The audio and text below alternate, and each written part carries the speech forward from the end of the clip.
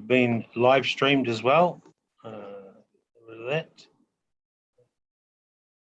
Okay, kia ora and good morning, everyone. Welcome to the Taupō District Council meeting, even though it's by Zoom, which is all legal these days, of course, with the COVID times. So welcome everyone. Councillor Kingi down there in the south, would you mind giving us a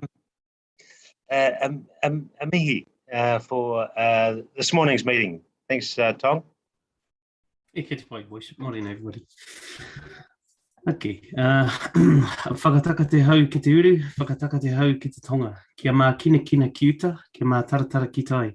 E hi ake ana te atakura, he teo, he hoka, he hauhu, ti hei mauri ora. Thanks, Your Worship. Got it, Tom. Thank you so much. Item 1, apologies. Do we have any apologies around the room or anyone? Oh, obviously, Councillor Body. Any others?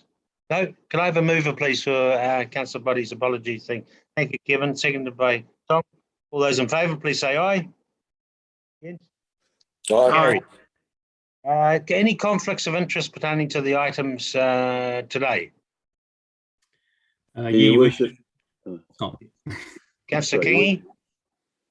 Yep, so just noting for Safe Turangi, which we have Crystal Morrison presenting later. Thank you. Councillor Williamson? He was, yeah, so on the board of the School of Music, and although on SAC, although not a council rep.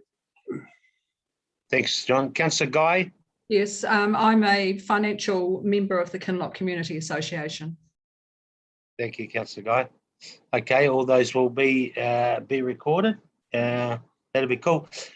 Libby or Julie, do you mind setting the scene for today of what the order of business is today?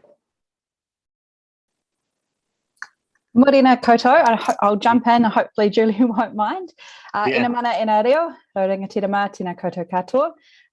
Ko Libby O'Brien taku ingoa. I'm new to council, so I know some of your faces, councillors. Good morning, and it's lovely to meet those of you that I haven't met before, but obviously over Zoom. So just this is probably likely to be a meeting of two parts. We're being joined this morning by applicants who wish to speak to their partnership applications.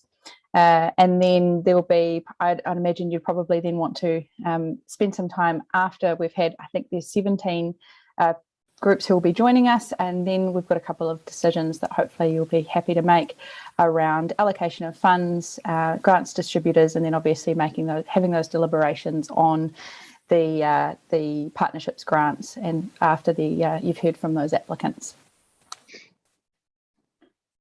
So we're happy to guide you through that, Your Worship and councillors. Happy to answer any questions as we go along.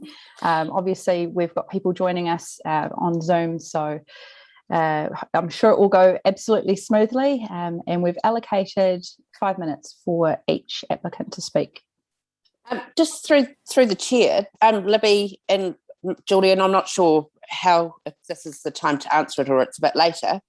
When we start talking about, I know we've just got to set out broadly the community grants and whatnot and then move to the partnership stuff, but I'm just a bit curious about a 3-year grant to the Turangi-Tongariro Community Board, seeing that we're not sure what its future might be in sort of 14 months' time. Sure, perhaps I'll answer that one. Perhaps, again, just to reiterate what Libby said, we're sort of meeting of two parts. If we can perhaps get through the hearings, I guess is probably the first half, and then we can break and talk through the paper and perhaps answer some of those questions, if that's okay, Councillor. Cool. All right. Oh, thanks, Libby, and thanks, Julie. And yeah, so 5 minutes per oral submission today. So and plus there might be a few minutes for questions after that. So all right, well, might as well get into it. I don't think there's anything else to add, Libby or Julie. No, straight into it. So first up today we have application number 5, and that's from the Blue Light Taupō Ventures. And we have Mr. Ross Humphrey with us this morning, Ross, and Tracy, I believe. Hi, Tracy, how are you? So the floor is yours, sir. We've obviously got your submission, but if you'd like to talk to it, it'd be lovely. Kura tātou katoa, ko Tauara te Monga, ko Waikato te awa, ko Taupō te Moana, ko Russ Humphrey taku ingoa. So I'm the chairperson for Taupō Blue Light.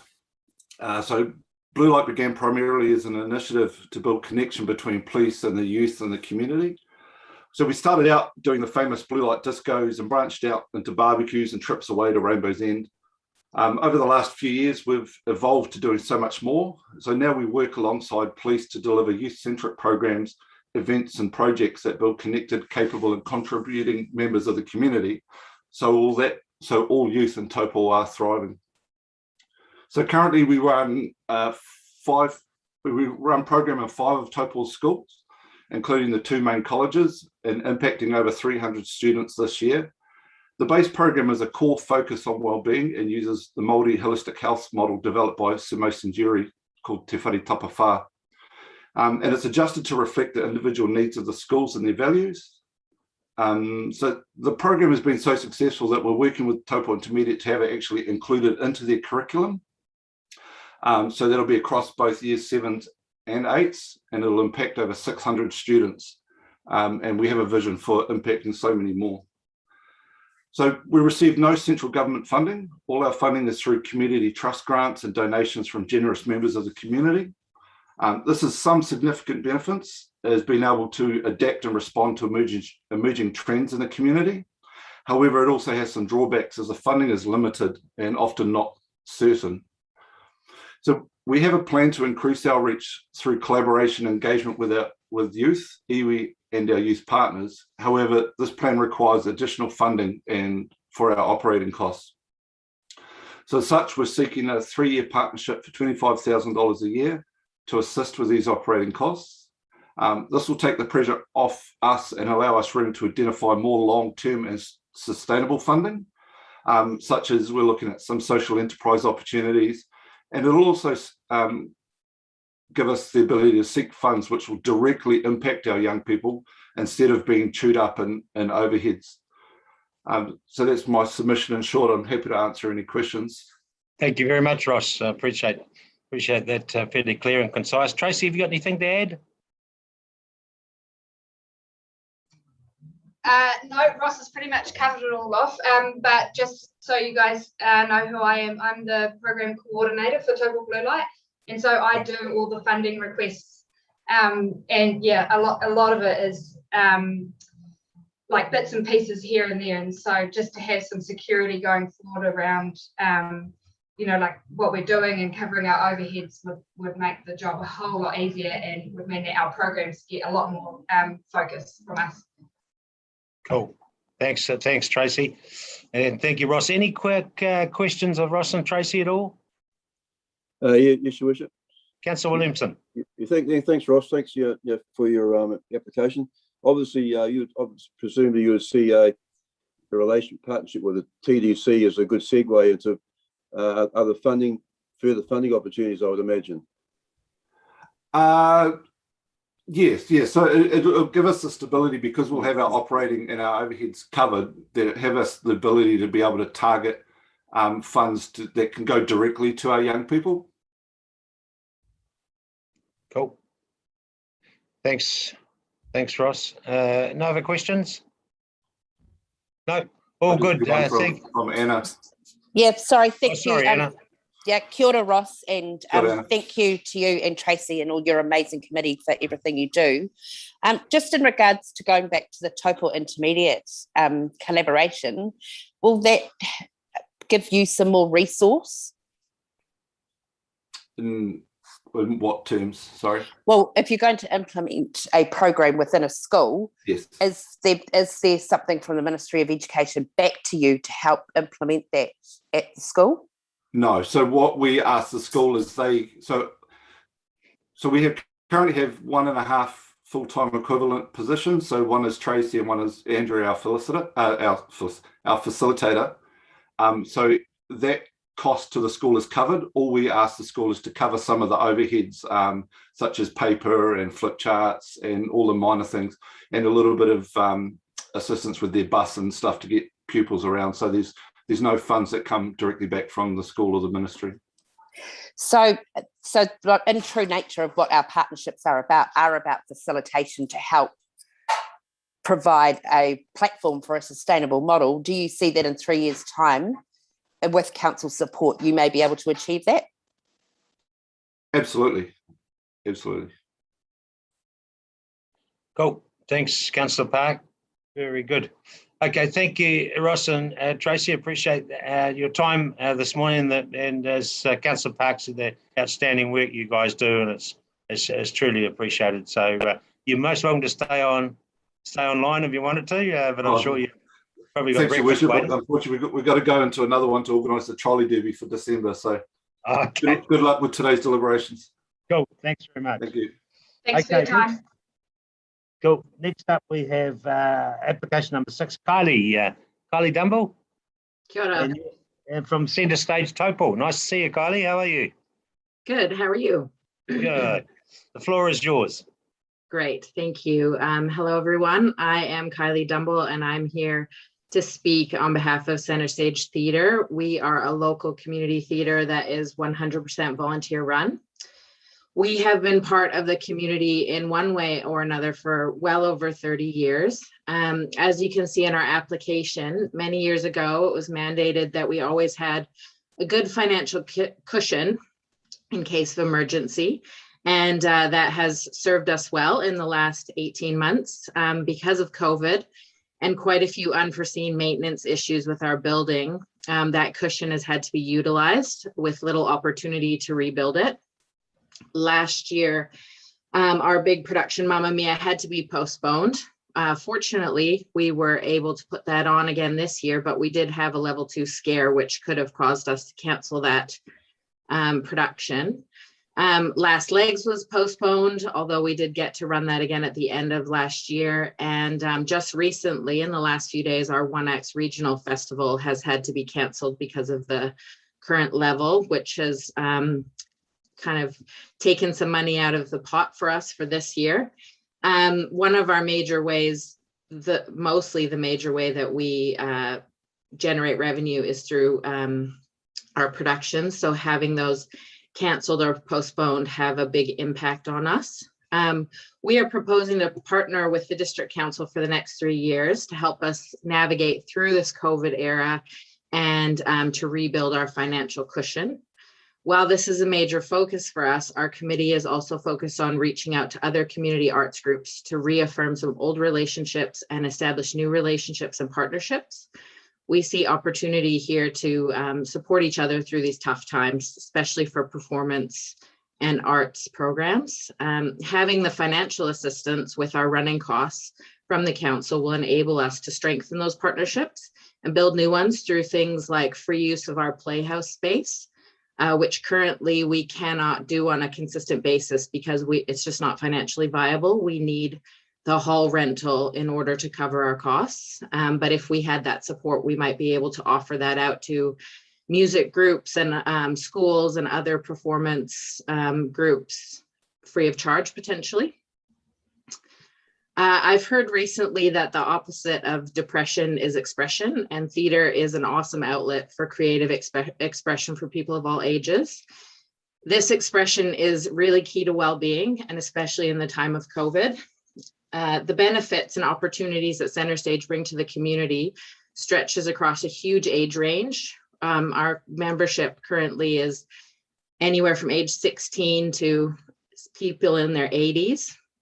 So it has a really big impact on lots of age ranges, both for our members and the audiences that engage with us. We approximate that about 6,000 people minimum would be benefited from this financial support, and we're requesting $12,500 per year to help us with our operating costs. So that's the basics, and now I'm quite happy to take some questions. Thanks, Kylie. Thank you so much, and good to hear from the Centre Stage. Haven't heard from you guys for a while, so it's great. All right, any questions, councillors? Yes, Your Worship. Kylie, thank you so much for your time. Just in regards to you're a volunteer base, have you thought about some sort of business model around having sort of layered memberships where then people could get tickets to productions for a cheaper amount to give you some capital? So we are exploring that at the moment, and our membership is fairly affordable, we think, and it does give you access to cheaper tickets when you are a member.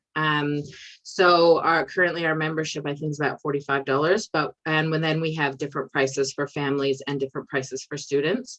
But we are just discussing, whether there is opportunity to have a Friends of the Theatre membership, or sort of different levels where we can layer in some sponsorship opportunities as well. And when you use the Great Lakes Centre for productions like Mamma Mia, which I was really unfortunate to miss out on a ticket, I have to say, are you charged the community rate? We are charged the community rate, but it is, especially at the moment, it is that's one of the biggest line items in our budget for those shows. And those shows are very expensive to put on. And then also in the current climate, it's extremely risky to put those shows on. So looking at it now, our budget for that show was about $80,000. And I think our rental from the Great Lakes Centre was almost $10,000 in our budget. And we ended up with the Wellington level 2 kind of scare, and we had to ring people and say, you can't come to the show because you're from Wellington, and potentially we could have had to cancel that show, and then we would have been actually in the hole. And so using the Great Lakes Centre is great, but it also comes with its own risks. So at the moment, you do become a little bit wary of doing that regularly. Absolutely. Thank you for that. Very good. Okay, lovely. Thank you. Thank you so much for your time this morning, Kylie. We'll be deliberating and we'll be back in touch. Nice to see you. Thank you so much. Thanks. All right. Next up, we have submitter number 8, Lindley Hunt from the Kinloch Community Association. Good morning. Kia ora. David, kia ora to you all. Hi. Nice to see you, Lindley. Yeah, hi, good morning. I have Bridget Eady with me as volunteer. All right. Right. Kia ora. So, Kia ora. Good morning, Bridget. Good morning. Hi. I am a member of the Kinloch Community Association, and I'm also lead the subcommittee, the Whangmata Lake,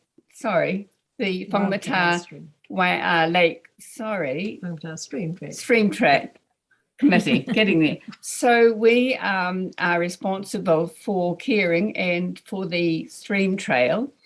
Anyone is not quite sure of where the trail is, it goes from the Whangmata Road down to the lake. We are mindful of one of the most important spawning stream in the Lake Taupō region, and we're really mindful of that. It's also one of the most beautiful stream tracks around the lake. It has the advantage, or one of its biggest advantages, is that it's a flat track, which means it is, sorry, I really can't do this. Yes, you can. You're doing well. You do it. Yeah, no, you're going well, Lindley. No, you do it. No problems there. No. You're doing very well, Lindley.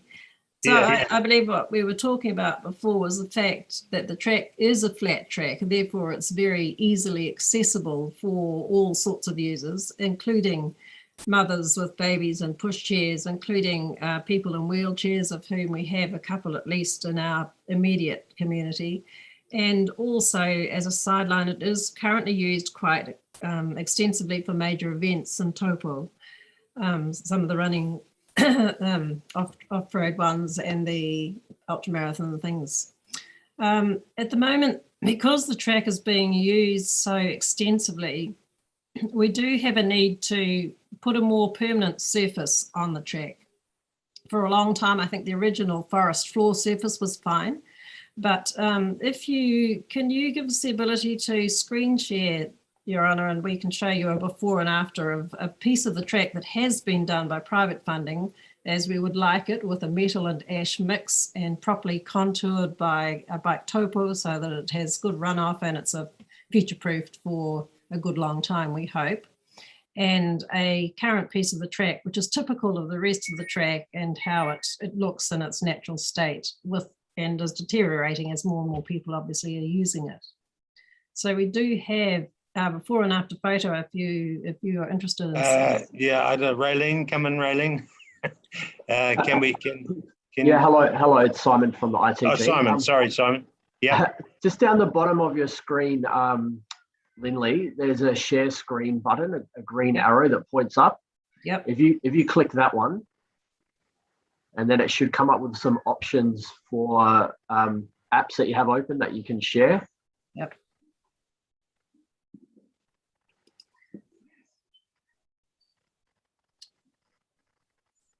So this is the before picture. Can you see that one? I can see a lot of writing. Okay. Try this again. Sort of behind. Oh, there it is. Yep. Better. Cool. So can everyone see that? So it's pretty typical of how it looks in its natural state, and obviously with more and more traffic on it, it's getting harder and harder to look after this and care for this, with the result of that people are tending to go off track and getting closer to the stream, which we're very keen to stop them doing. We want to keep them on the track so that we can also be mindful of looking after the stream bank and caring for the Wāngatā stream itself. So we also have an after picture of the piece. Can you see that too? Does that come up? Oh, yeah. So that's where a piece of the track has been done, and it was in a very similar state. So that was done a year ago, Lindy? Yes. About a year ago. So that's been done with this metal ash mix. It was contoured so that the water runs off it, and it's had the same sort of traffic over it, and it's fine. Yeah, awesome. So, okay. Thanks, Bridget. Yeah. Do you want to keep talking then? No. So Lindy's perfectly able to do this.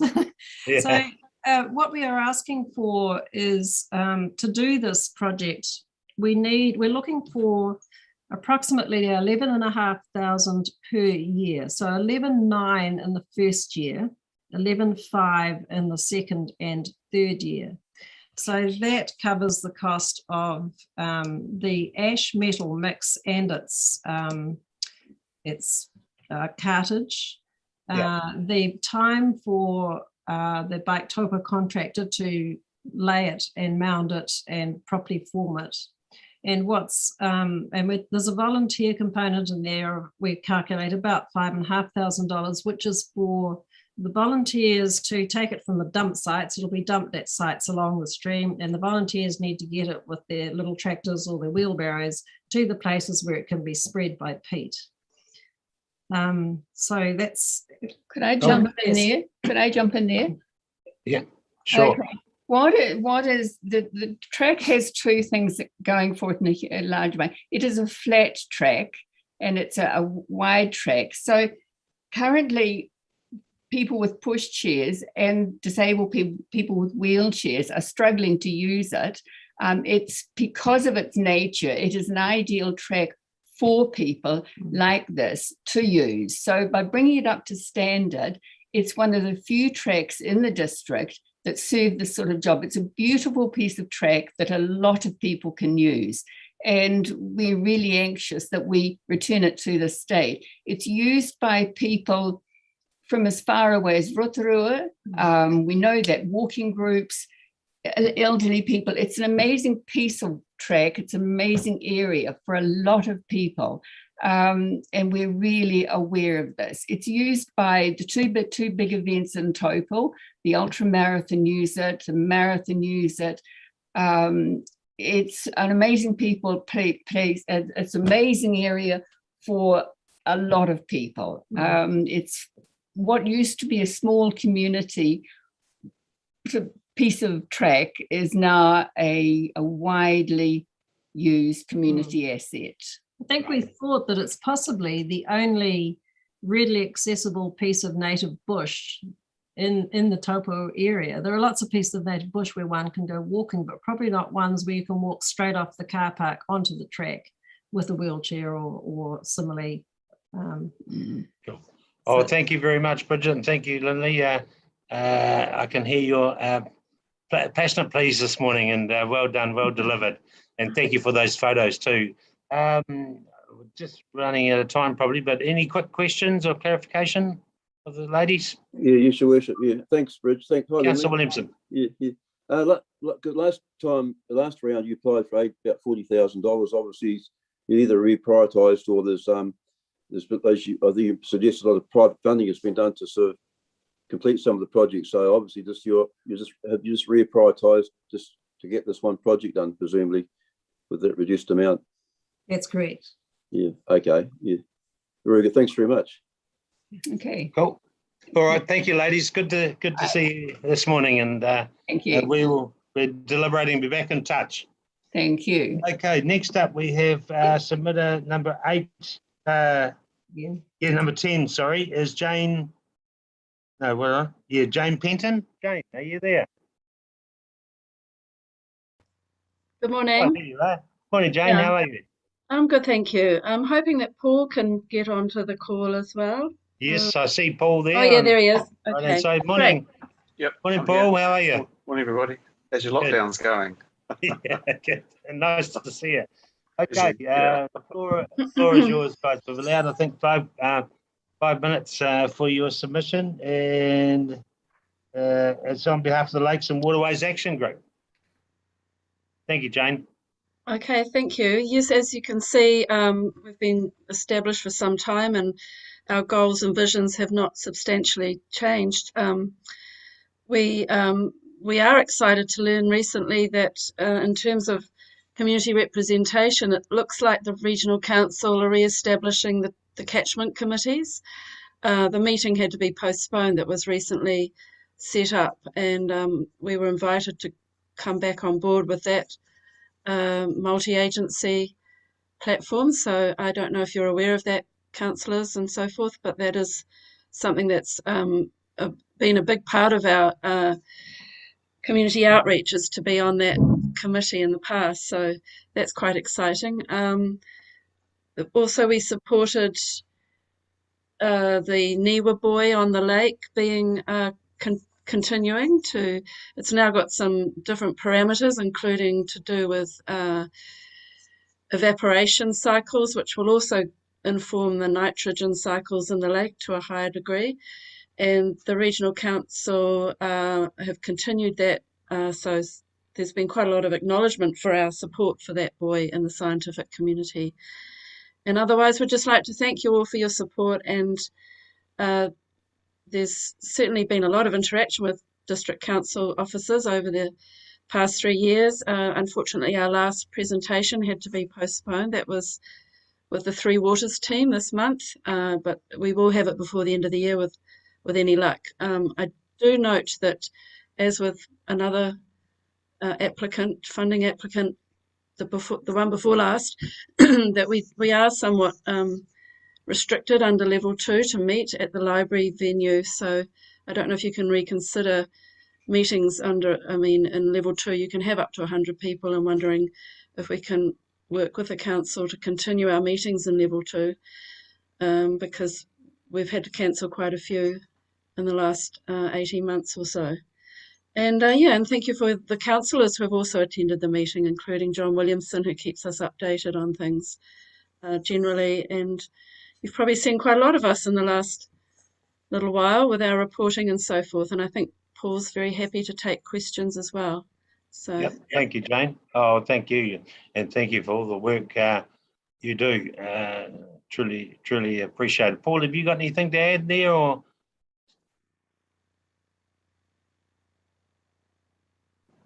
Mute.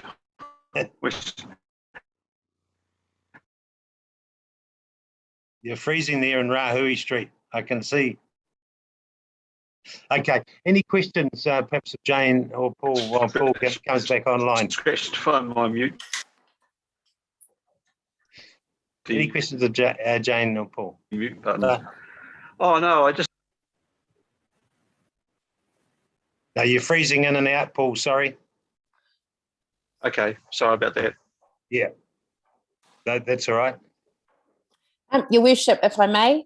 Yeah, sure. Councillor Park. Jane and Paul, thank you so much. Just to reiterate, thanks. Yeah.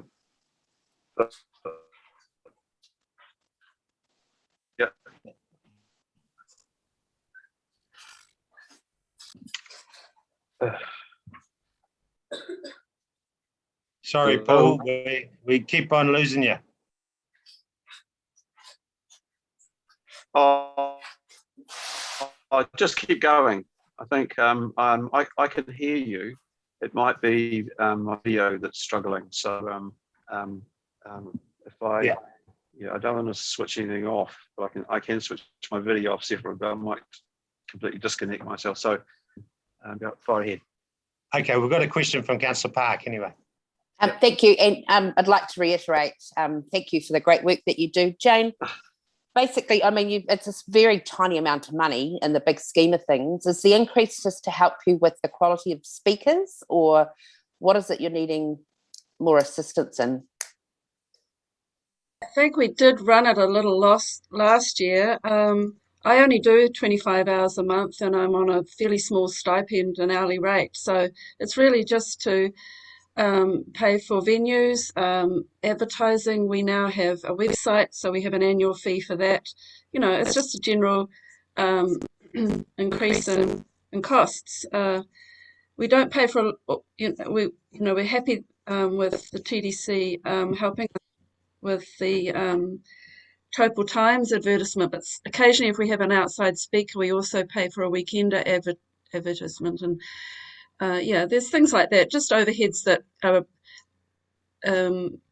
we would be flying very close to the wind if we were just covering my 25 hours a month. So we just need that little extra to help us with extra costs, and costs are going up generally anyway. So we just factored in some inflation to the last 3 years. Yeah. Cool. Thanks, Jane. Thanks, Anna. Very good. Okay. Well, thank you so much again, Lakes and Waterways, Jane and Paul, and truly appreciate it. And we'll be deliberating. We'll be back in touch, but appreciate all the work you do. Thank you. Thank you, David. It's great. Thank you very much. Cheers. Thank you. John. See you, Anna. All right. Next up, we have submission 1, Julia Johns and Claire Northcroft from Literacy Taupo. Are you there? We are indeed. Oh, there we go. Tēnā koutou katoa, he mihi mahana tēnei ki a koutou, ko te tūmana ko kei te haumaru koutou, I tēnei wā uaua, nō reira, kia ora koutou katoa. Kia ora. Ko Claire Northcroft ahau, ko Julian Johns tēnā. We want to begin our presentation this morning with a brief video. Hopefully we're going to try something new. We're going to go share screen. Hopefully the technology will serve us well this morning. That'll liven us up. It essentially talks to everything that we're wanting to do with our driver initiative, driver inclusion initiative, and the support that we want to provide our Taupo community with through this initiative. So fingers crossed. Can you see that? Yeah. Great. Okay, so we'll just play this first.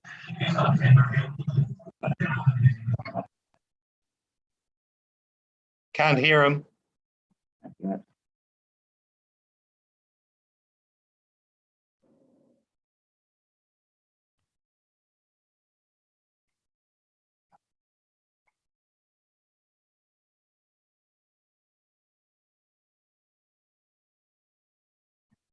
So you guys can't hear that?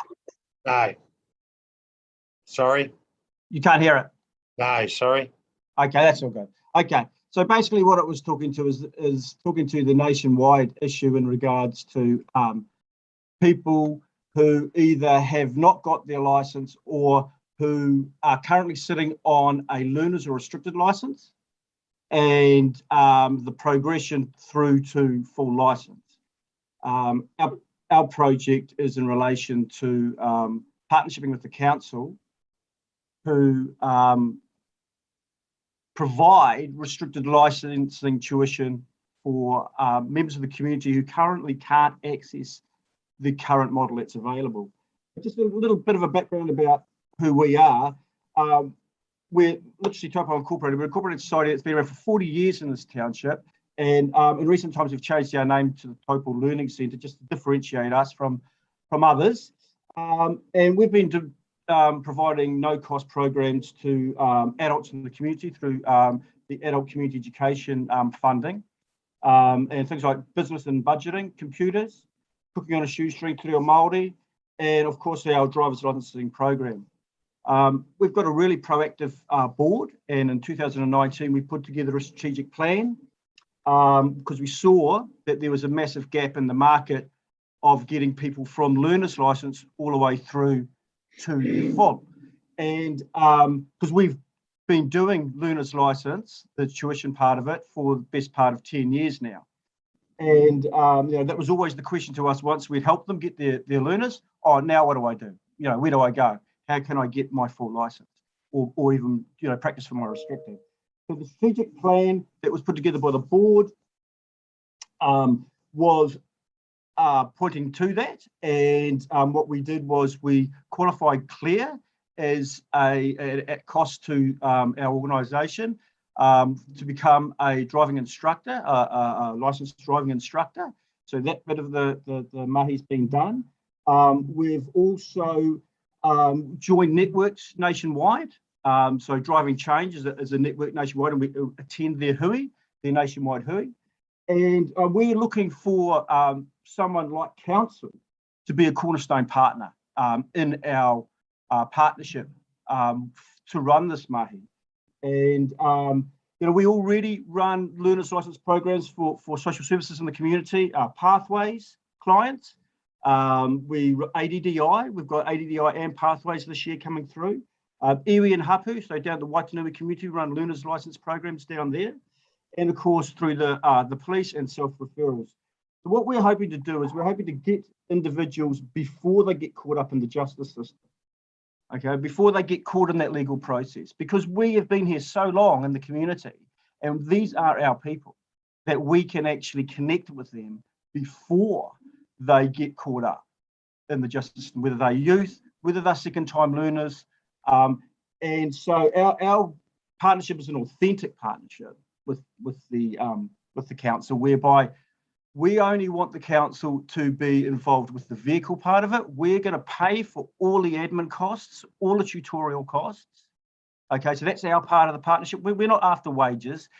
Everything that we ask council to put into this will be transparent and will be accountable. And we can measure the accountability based on the fact, so how many people we put through the restricted licensing process, how many people got their restricted license, how many people got their full license.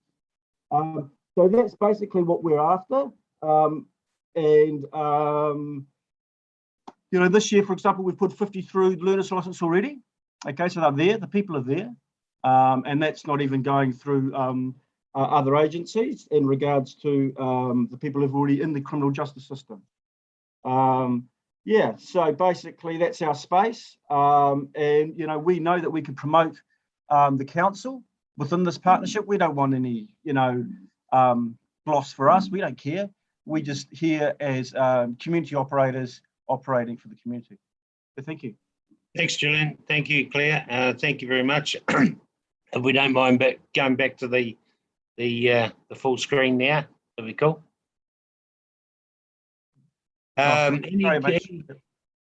Any questions of Julian or Claire? Thank you so much.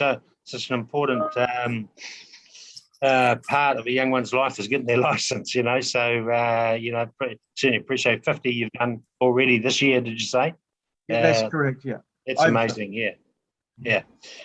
Okay, any questions, councillors, of Julian and Claire? Yes, Your Worship, me again. You can tell I've been in lockdown. I've got lots of questions.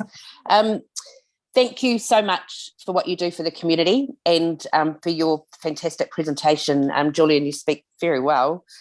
Just in regards to the 40,000 that backlog that came up, that's a nationwide issue, and I've got teenagers caught up in that. So, with the first lockdown and now the second one, that backlog issue is in fact a nationwide issue, which is a shame. But with the have you been? You mentioned pathways. And I do know that they are successfully showing children, teenagers who are getting their learners and restricted license on their Facebook page and whatnot. So they use you for that. Yeah, that's particular, correct. Right. So they engage with us for that, and also to help their clients, shall we say, their youth, with their literacy and numeracy support around workplace targeting. Great. And the other thing is, have you heard of Street Smart? Claire, you can talk to that. Heard of, yes, yeah. Okay, so they're an initiative that have come to council for quite a bit of money in this space as well, and with General Motors dropping out and Holden no longer being a sponsor. So I just wondered if that's slightly different. Right, That's slightly okay. different. Can you tell me how? Well, they're running day programs at the track. Right. We're running, what we are asking council for is to fund a 3-year lease on a vehicle. That we can then, that's all in the proposal, that we can then facilitate people getting their driver's licenses and run it over those 3 year period. Every day, every week. Okay, and have you had discussions with Claire Sharland from our transportation team? We've had at all? Sarah. Yeah, lower down probably Sarah, yes. And have you had discussions around the possible funding through Waka Kotahi or Regional Council for this sort of work as well? We've had initial discussions with, in actual fact, Sarah from TDC. Yeah. We've had also in discussions with Blue Light too about ways that we can all work this initiative together collaboratively. Yeah, so basically just before lockdown, we were trying to hook up a meeting between Blue Light, the police, and a couple of other social services agencies around town who we could sort of facilitate a more holistic approach around this, so budgeting and as well as the driver's license. That's great. Thank you. Cool. Very good. Okay, thank you very much, guys. I don't think there's any other questions, clear and concise. So nice to see you today. Thanks very much, Julian and Claire. All right, next up we have number 2, submission, Marlene Johnson from the Mangakino Central Charitable Trust. I see you sitting there patiently, Marlene. Nice to see you. Kia ora. Good morning. Morena koutou. Thank you for having me here today. So yes, I work for the Mangakino Charitable Trust, running the Fit Gym. I moved to Mangakino in October last year from the Coromandel.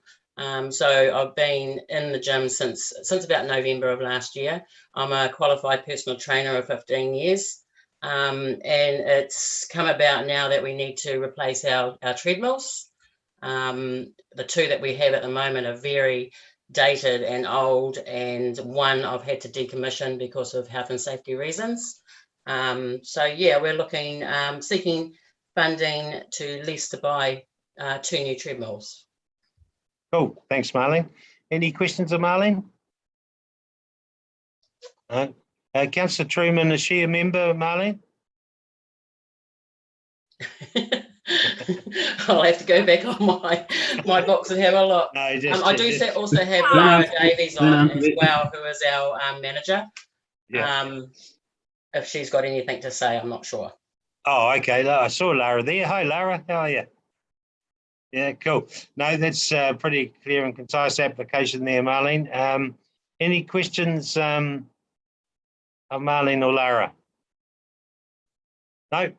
Straightforward. Thank you so much for your time this morning, and we'll be back in touch. Oh, ngā mihi koutou. Thank you. Kia ora. Okay, next up we have Mr. Neil Baxter, number 3, from the Opp Restoration Project. Neil, are you there? No, I don't think he is. That's a shame. Raylene or Libby, we haven't heard from Neil at all? Yeah, I'm here. Oh, sorry, Neil.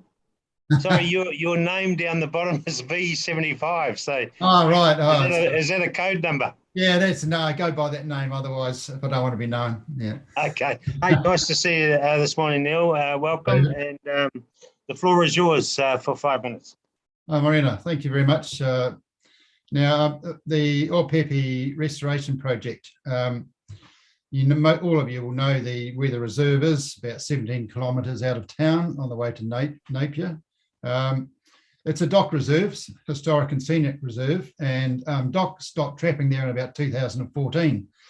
And Forest and Bird, Taupo, and Predator Free New Zealand started trapping there in October 2017, almost 4 years ago now. And so our aim was to reverse the detrimental effects and reduce predator numbers, because when we started out there, there was not a sound in the bush. You know, it was silent really. Since then, in 4 years, we've deployed 253 traps. We've eradicated 2,575 predators so far. Mustelids, 82, rats, 1,503, possums, 432, hedgehogs, 428, and some other pests as well. Now, you've got to ask the question, is Opp worth preserving? And so we think it is. Those of you been there will know that it's a sort of an exceptional area, really, for this side of the lake. It's a mature podocarp forest. The forest was all destroyed 2,000 years ago in the 186 AD eruption, and then it regrowth, but then fires took over, and then, of course, it was basically clear fell. This is a little patch that's been left. And most impressive, I guess, are the huge podocarps, the tortora, the rimu, and the kahikatea are still there. They're about 1,000 years old, some of these trees, and they're quite magnificent, actually. As I said, when we started 4 years ago, it was silent when we went out there. Now we've got robin, whitehead, tui, bellbird, keraru, grey warbler, ruru, tomtit, occasional seasonal use by cuckoos, long-tailed and shining, and long-tailed bats are out there as well. So this, you know, it's a lot that's there that's worth preserving. We do tend to focus on predators killed, but we actually think biodiversity gain is the thing, is the goal, plus community engagement. So we have, as you said, as I've said, we've killed a lot of predators, and we've seen a real regeneration of not only the birds, but also the bush. And I've had some DOC staff out there looking at the southern side, which is regenerating, and it has a real potential to come right back to you know, full regeneration. Those of you who know will know that there's a lot of history out there. This was Opp was on the intersection of two major pre-European walking tracks, Taupo to Napier and Te Aroera to Takanu. So there was a Kainga there, there was a pass site there, and you know of the skirmish between the European militia and Te Kote's advanced party, and some of you will have visited the cemetery that's there. And there was a village, there was a township out at Opp with up to about 600 people living there at one stage. There was a hotel, there was a racetrack, there was a baker, and so on. And then it moved into town, the stockade. So we have been going for 4 years. We're trying to get community involvement. We've got about 34 volunteers to date. We check the traps weekly, most of the traps weekly.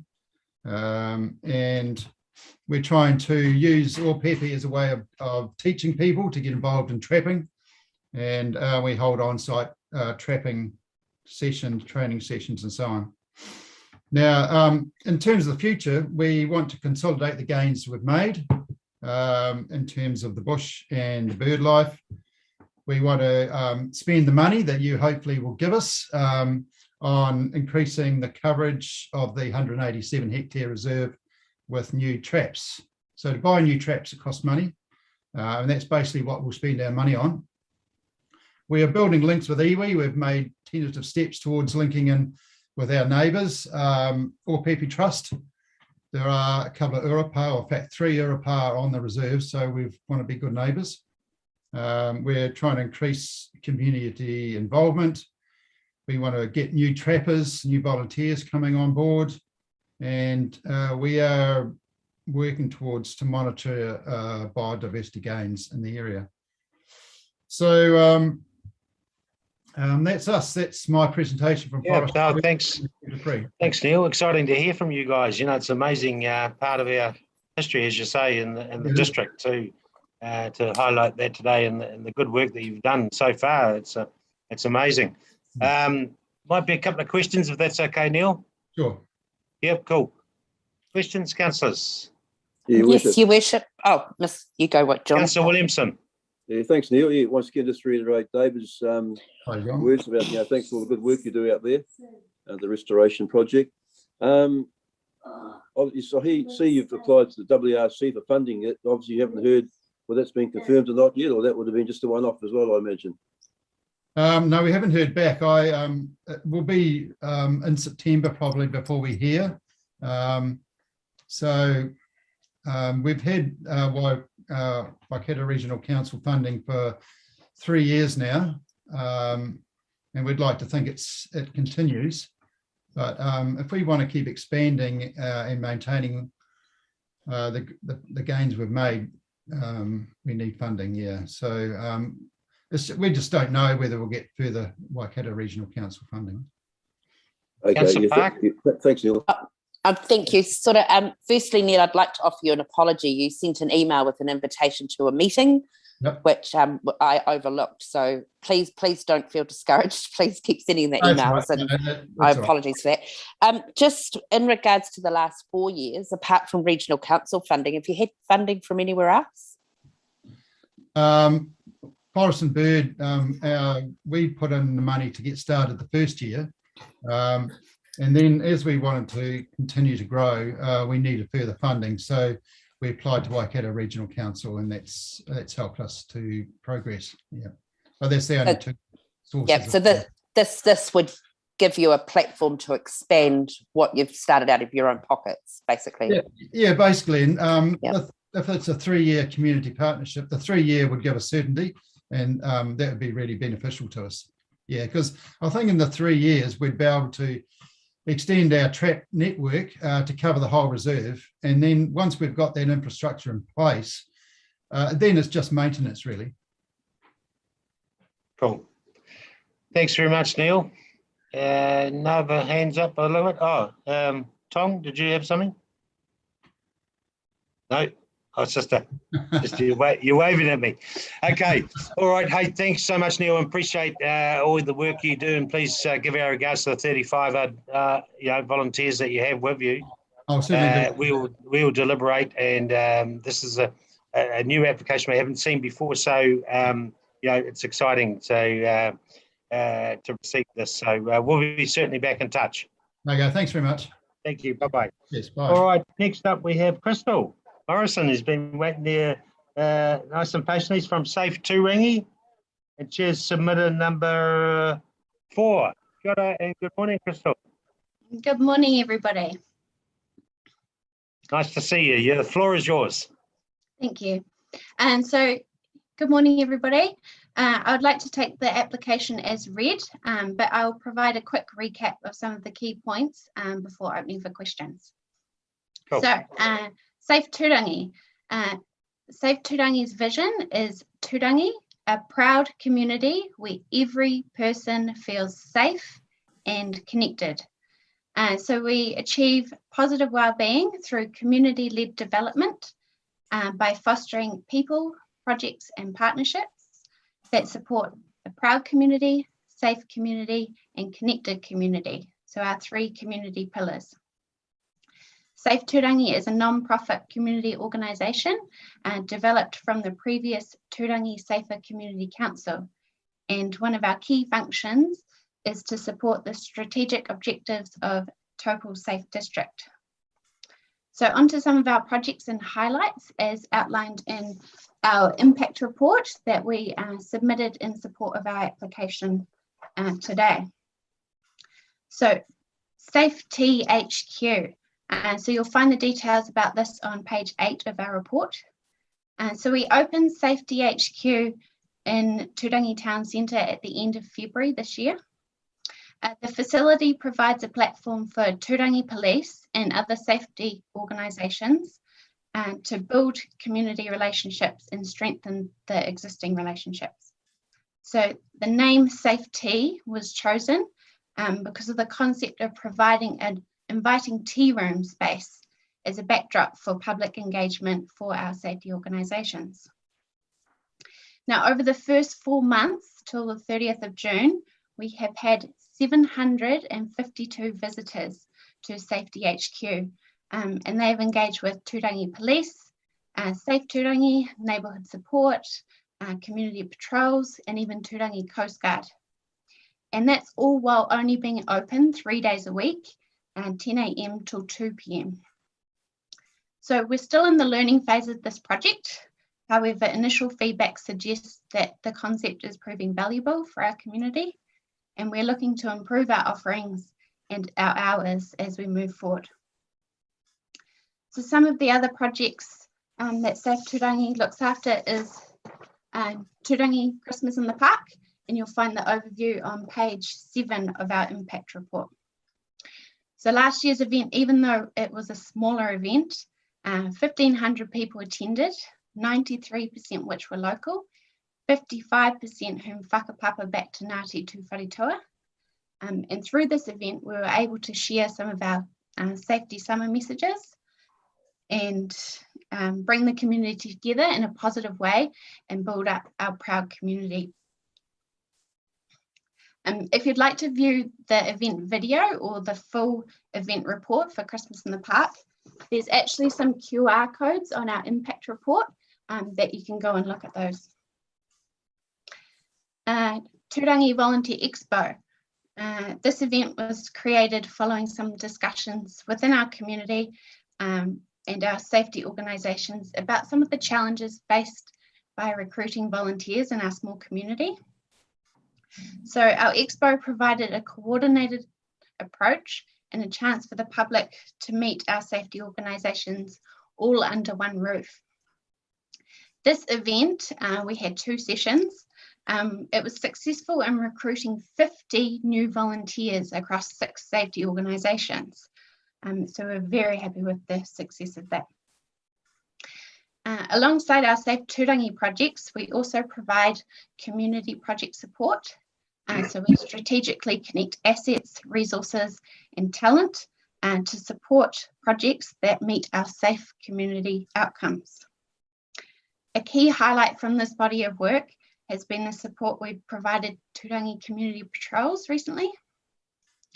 So we provided support to re-establish an effective governance committee, update their charity's constitution to be more fit for purpose, and help to improve their banking and financial systems to see them in good stead moving forward.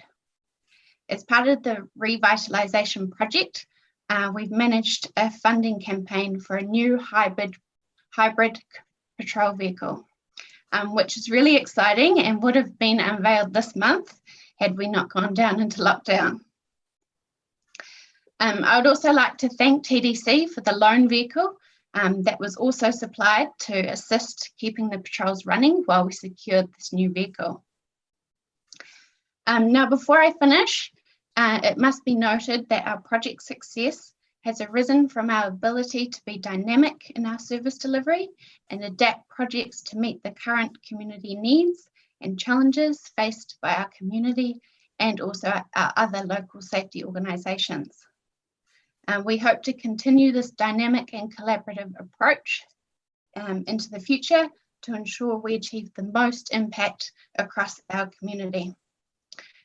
Thank you all for your time this morning, and I'd now like to open the floor for questions.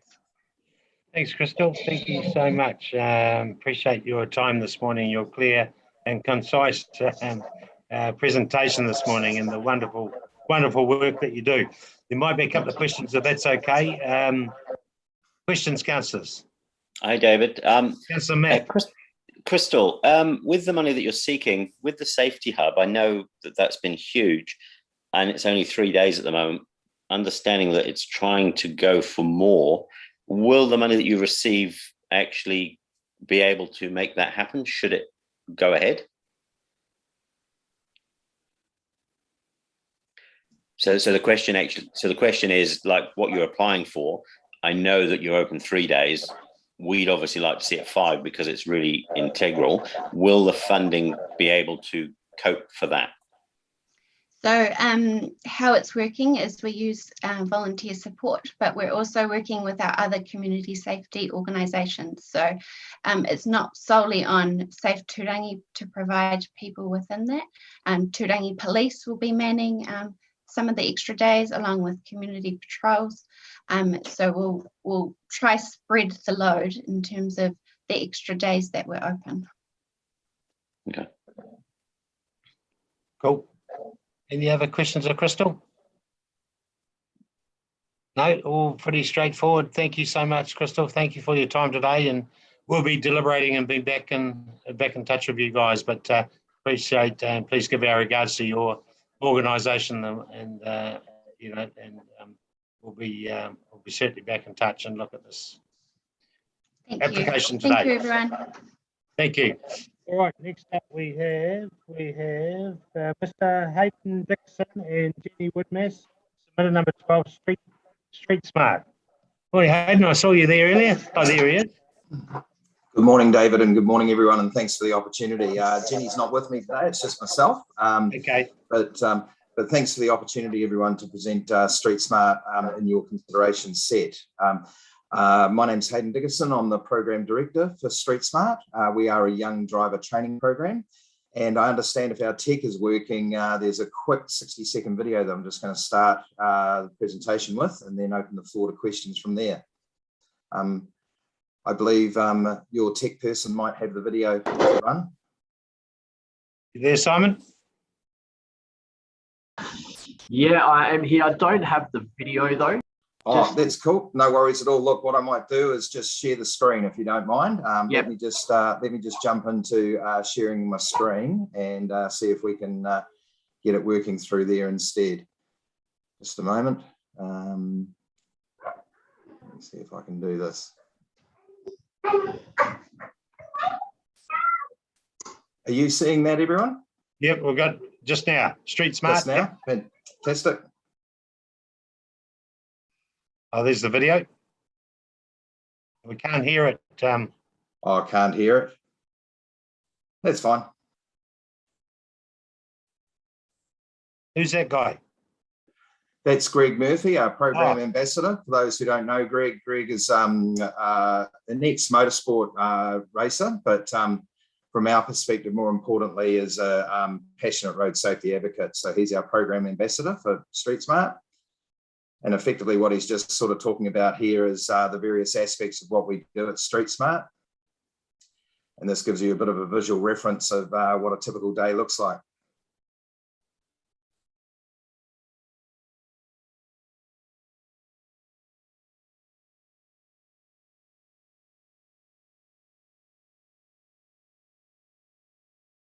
Okay, well, I'll come back to the meeting. Okay. So, look, thanks for the opportunity to discuss Street Smart today. We are, as I mentioned, a young driver training program. We developed the program, very originally out of a program that was running in Taupo called Driver Directions, was where an initial concept came from. We appreciated work with a number of parties, including our founding partner, General Motors Holden New Zealand, local police with the likes of Fane Troy, etc., and also some experts in the driver education field around a gap that was in the market in terms of driver behaviour and awareness. We've obviously got our licensing system in New Zealand, which is a graduated licensing system through learners restricted through to full licence. But a lot of that is based very much around road code and road rules, not necessarily driver behaviour and awareness.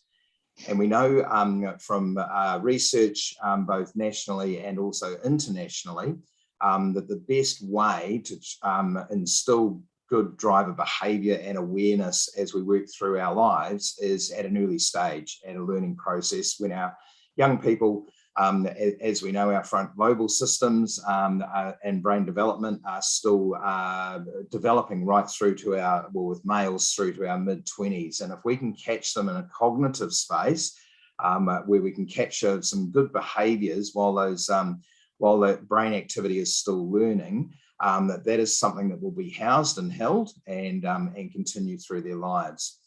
So we conceptualised during the course of 2016-2017 the Street Smart program, adopting best practice. Our technical director, Peter Shepherd, is well respected and known in the driver education sphere in New Zealand. He sits with a number of central government committees, works very, very closely in the road safety space. And we brought in a lot of international research and what's known as best practice. So as a quick example, here in New Zealand, for every 100,000 population, we have 7 road deaths. In other countries that are known as best practice, and they're predominantly around UK and Northern European countries, their percentage is 3 deaths for every 100,000 population. So we're quite out of whack compared to countries that are adopting best practice. So places like Scandinavia, etc., they adopt the Hermes matrix. And if you haven't heard of that, I'd encourage you to go and have a look. It's an in-depth report around the best driver behaviours and the best way to instill. And the upshot of that is, in short, is that the best way of learning is by doing. So it's a little bit like if your children are at school and they're learning to play rugby or netball, the coach isn't sitting them in a classroom talking theory all night. It's out on the field or out on the court, actually physically learning by doing. So hands-on, practical learning by doing. So that was the essence of where Street Smart was developed. We then looked at the critical exercises that we believe the young people could learn in a safe and controlled environment. So we do everything off the road. We do use racetrack venues purely because of the footprint we need. And everything is hands-on practical in or around the vehicle. So we do exercises such as emergency braking. You know, what does it feel like if your ABS activates? For those who have had that experience in the past, your brain wants to do exactly the opposite of what you should. We teach them head-on collision avoidance and what it means, you know, with 2 vehicles approaching each other at similar speeds. One of the key ones for us and one of the leading causes of crashes and fatalities in New Zealand is hazards and distractions. So we do quite a significant exercise around that in terms of being able to physically demonstrate what it means if you take some of the distractions away that are in everyday driving life. So we're about prevention rather than the ambulance at the bottom of the cliffs. We don't want to be picking up the pieces at the end of it. If we can prevent people from getting into a situation where they may have a crash, that's the essence of what Street Smart is about. We run one of the things that when we first developed the program and first launched was there are a number of really great programs around the country, and anything that helps to go towards road safety is great. But there was really nothing that was offering this type of approach on a consistent basis on a national sphere. So no matter where you were located in the country, you're seeing exactly the same messaging, experiencing exactly the same program. So we offer the program nationally. We're at 7 different locations around the country at this point. We are predominantly in the school holiday periods because one of our other unique points of Street Smart is that we have mum and dad come along with the young driver as well. And the reason for that being is in most instances, the parent is the mentor or coach to the young driver's learning. And if it's anything like me, it's been 40 odd years since I set my driver's license, and we do invariably pick up bad habits, and also, as importantly, we're not always keeping up with best practice. So mums and dads come along as well, and 100% of those parents learn something from the day as well. So it's not just the young driver that we're engaging with and who's experiencing it, but it's mum and dad as well. And then hopefully they can take away some of those learnings and be a better mentor or coach to the young driver as well. So the reason that we're asking for partnership funding from council is that as a non-for-profit charitable trust, we rely solely on external funding. We had our challenges last year. I think Anna mentioned earlier in the presentation today that our founding partner was General Motors, Holden New Zealand. Of course, they expired their brand last year across Australasia, so unfortunately we're no longer in a position to support us. And 3 weeks later, we had, of course, COVID arrive on the scene. So we had our challenges last year in terms of funding, but we are looking a lot better this year and way more sustainable. We have been blessed to have both Skoda automotive brand and Carter's Tyres come on board as a commercial partner for Street Smart nationally, which is fantastic. But we do rely heavily on not just commercial partners, but foundation funding, grant funding, and also council funding, which we are blessed from a number of councils, predominantly in the South Island, actually, who do help support the event in their region by either part or fully funding the days.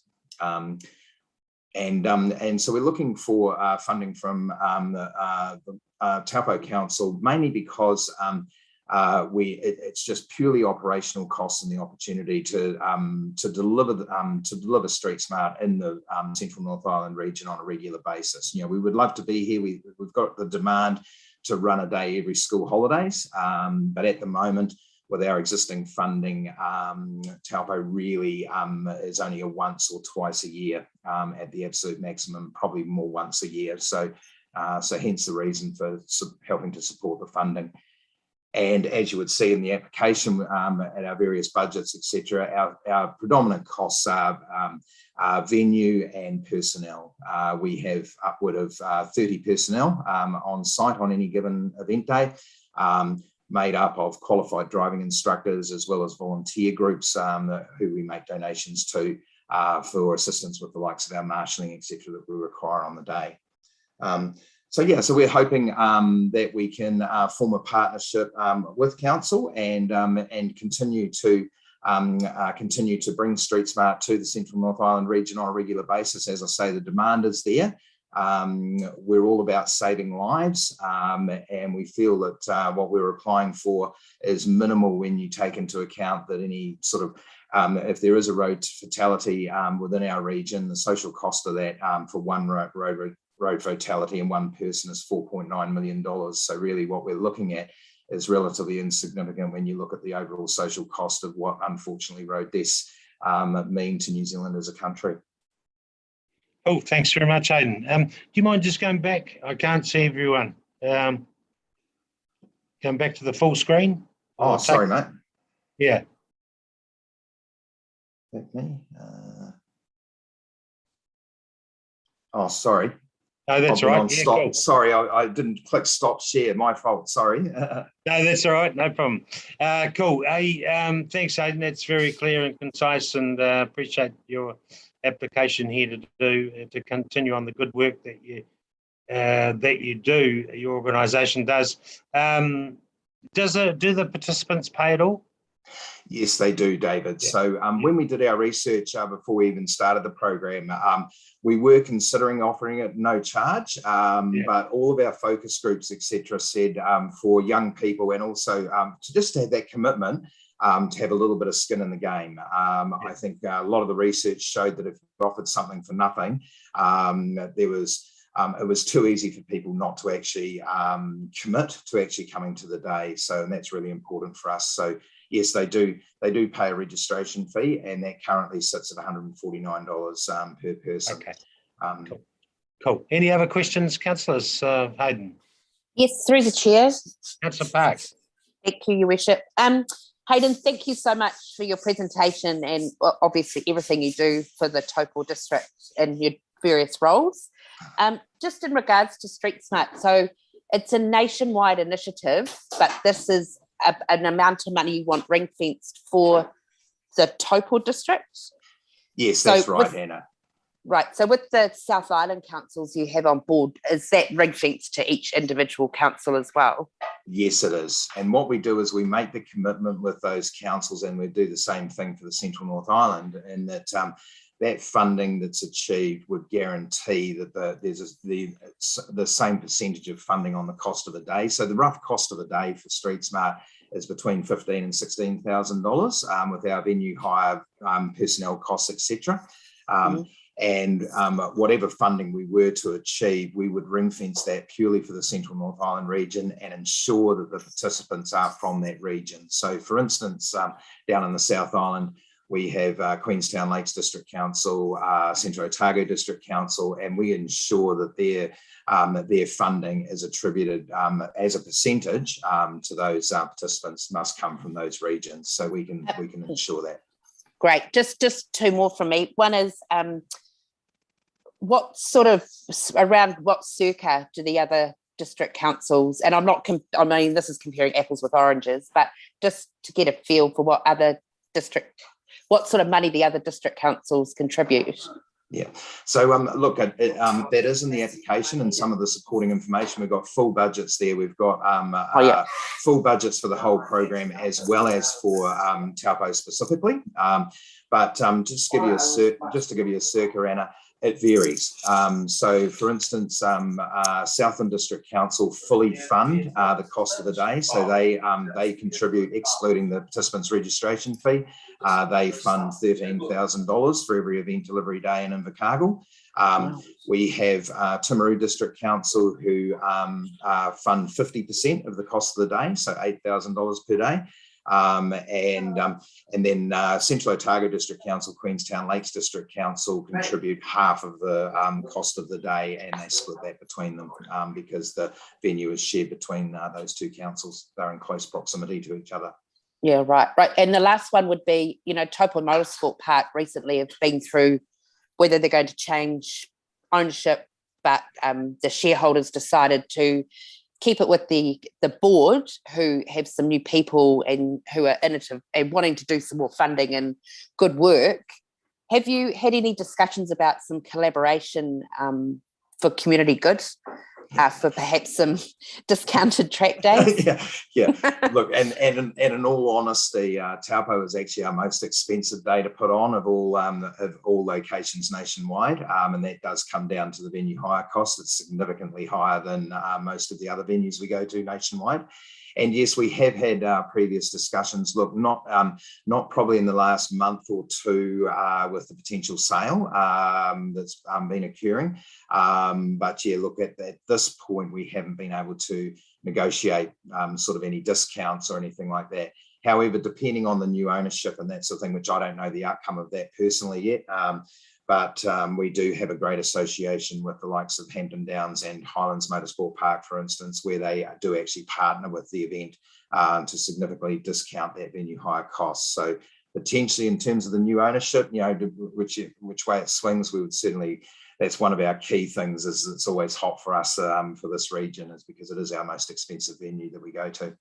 Cool. Thanks very much, Aidan. Appreciate that, and appreciate your time this morning. We'll be deliberating. We'll certainly be back in touch. Thank you. I appreciate it, everyone. Apologies, I wasn't on full screen earlier too. No, that's all right. Not a problem. Thank you. All right. Okay, thanks, next everyone. Up we have, thanks, Aidan. See you later. Submitted number 14, Gayleen Wilkie from Taupō Pathways. Morning, Gayleen. Morning, everybody. I'm here. Nice to see you. Thank you very much for the opportunity to have a chat with you. I imagine most of you are reasonably aware of what we do, but for maybe those who need a brief reminder, we are often viewed as the link between educators, trainers, employers, and young people. And we run a variety of programs and initiatives to endeavour to connect them all so that our young people reach their full potential. So that's a short recap of what we endeavour to do. Why I'm kind of here today is we're finding that COVID has quite an effect on the demand for our services. We are finding now, as some of you are aware, we've been working in the schools for a while, but now we're running the Licence to Work program with unemployed young people. A lot of these young people have become very withdrawn. They have quite literally sat in their bedrooms for 18 months or so and are socially isolated. This is having a very profound effect on their mental health and often their physical health as well. So we are finding that we're having to expand what we do in this whole health and wellbeing space, which is basically increasing our time use and staff hours, etc. We do connect with a lot of other services in town. We don't try to be all things to all people. So we are connecting our rangatahi with councillors or whoever the appropriate people are. But some of the young people literally arrive hardly able to put a sentence together. So it's also pretty cool to see them going from managing not much more than a couple of words to actually stringing a whole paragraph together and becoming much more animated and social, but it is quite demanding on our time. We're also finding then that we actually have to get out more, literally, physically outside. We do voluntary work as part of the program. One young man couldn't even manage the walk up a hill at Craters to help with making the mountain biking parks because he'd literally been sitting in his bedroom for so long, literally doing nothing. So we're having to put a lot more effort into this and connect, as I say, young people to other services. This is demanding on our time because these young people won't just go of their own accord. We're literally having to take them to these appointments. So the other concern, of course, is our young people who haven't worked before also competing in a much more competitive labour market. So you can imagine now, I think the average age of a building apprentice is now 27. So we are having to make sure that our young people are work ready so that the employers will take them on. I think I'm also seeing we're starting to fill quite an important role in being aware of where the employment is in our district and what the skill set requirements are. So we're now having more employers come to us and let us know what their requirements are. So it's often the more unusual jobs, the jobs that people don't necessarily think of. So we're encouraging our young people, don't just think about being the builder, what about the tiler or the floor layer and that kind of thing. So we're actually starting to really help supply the pipeline of employees that our district really requires. I see today there's been a bit of talk about driver's licenses. This has always been a huge barrier. And we're noticing, if anything, an increase in this. 16 out of 20 of our current young people have no driver's licence. So we do connect with Taupō Learning Centre, who help teach the theory. We were hoping to be working with the Blue Light Driver program. Unfortunately, that hasn't happened. So we're paying for all of the licences, all of the driving lessons, etc. as well. So as you can see in the application, we're also wanting to work with schools more. We're finding our NEET course, half of them have no formal education.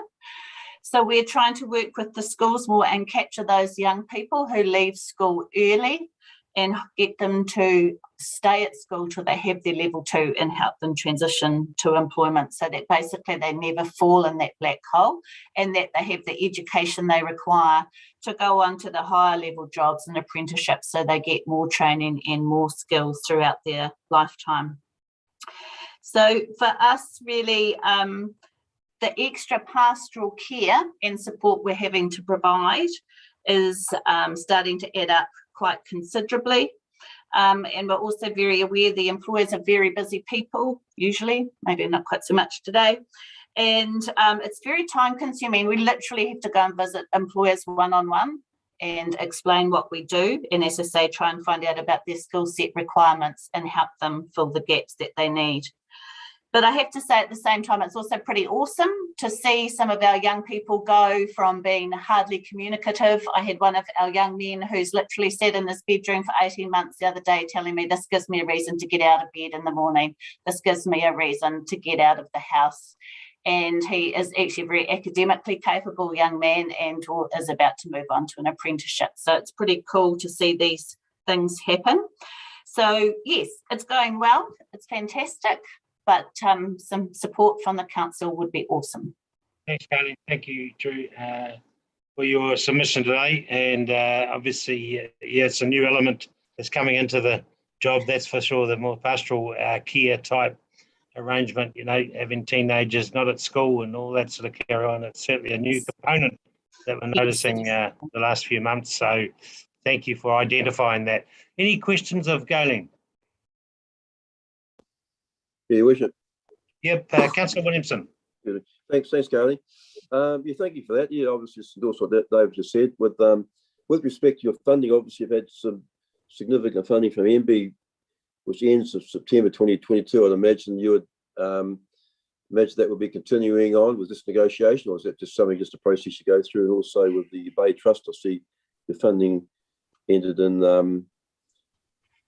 presumably July, well, it says 2021. You're waiting to hear for the next year. So has that been confirmed, or are you still waiting to hear about that as well, those two funding models? So we've had verbal from Bay Trust now that they will fund us for another 3 years. We don't have a contract or anything yet, so that was before this lockdown. So we're hoping that's still the case. With the MB funding, or in fact that's now been transferred to MSD from the 1st of July, yes, it runs out in 2022. We have no idea at this stage what happens beyond that. Cool. Thanks, Carlene.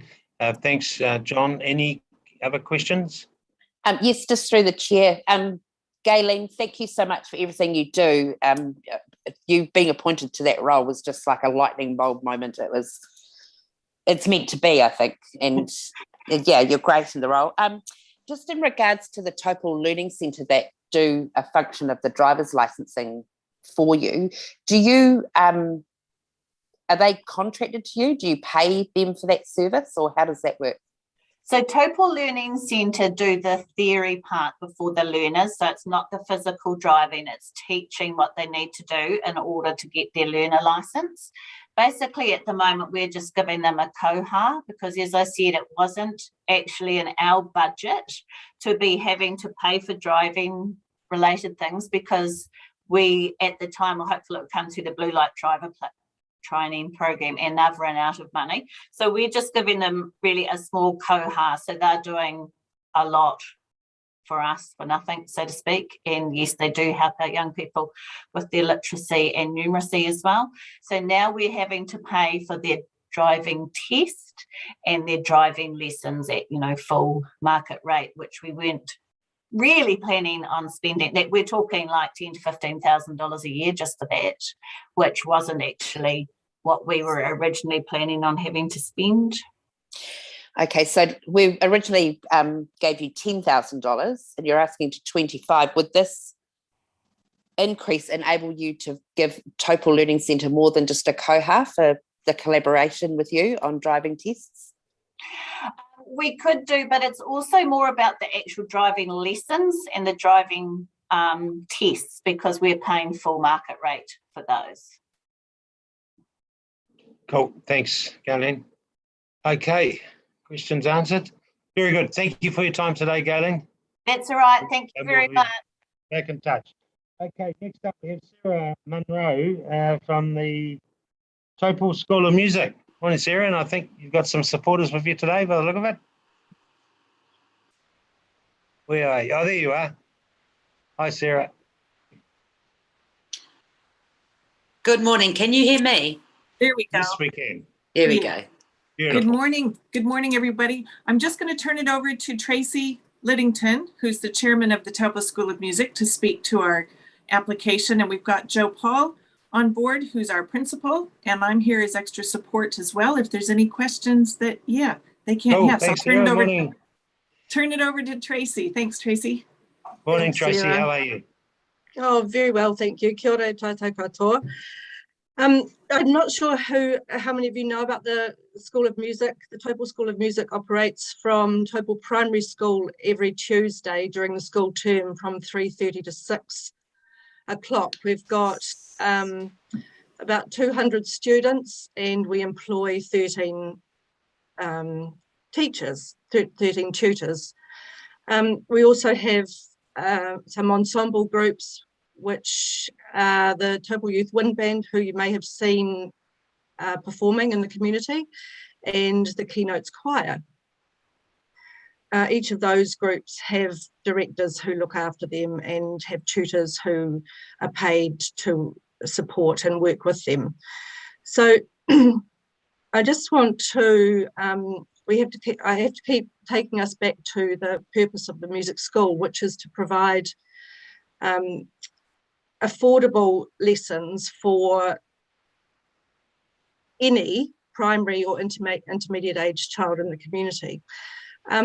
So we charge $300 a year for tuition. They're half-hour lessons.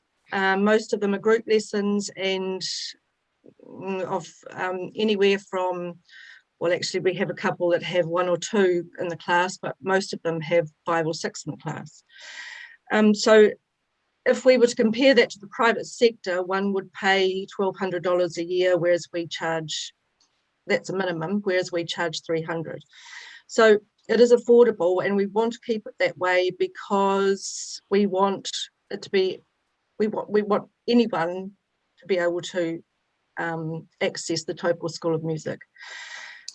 So our request this year is for 25K.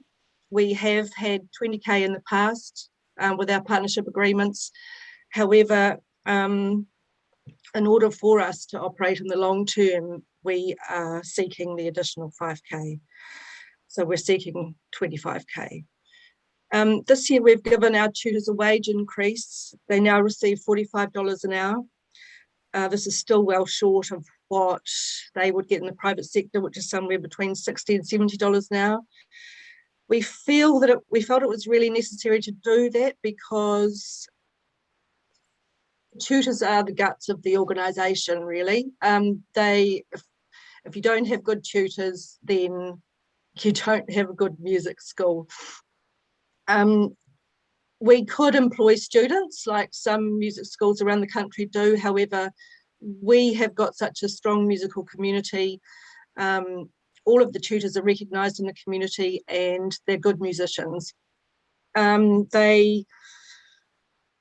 some cases, we've found that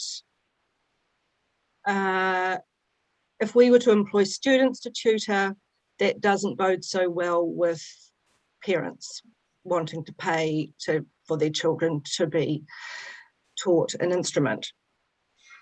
So I'm just going to briefly talk about our financial situation. Prior to 2018, we had a benefactor who gave us $10,000 a year. That person enabled us to keep afloat. So we've sorely missed that amount. In 2020, we had a profit of $6,000 a year, but that was only due to the COVID subsidy, wage subsidy, where we got $16,800. Otherwise, we would have had a deficit of 10 grand. Last year, because of COVID, we also couldn't hold Big Music Day, and had we have held Big Music Day, our deficit would have been greater. It costs about $5,500 to hold Big Music Day, which we hold it in September every year. And part of our partnership agreement with the council states that we will hold Big Music Day. And it is probably the showcase day of the Taupō School of Music for the year. Big Music Day is when pupils from schools all around the Taupō District, and actually some from Hawke's Bay, from Tauranga, where else, folks? Did it? The Ruapehu district are also joining us. Yeah. Yep.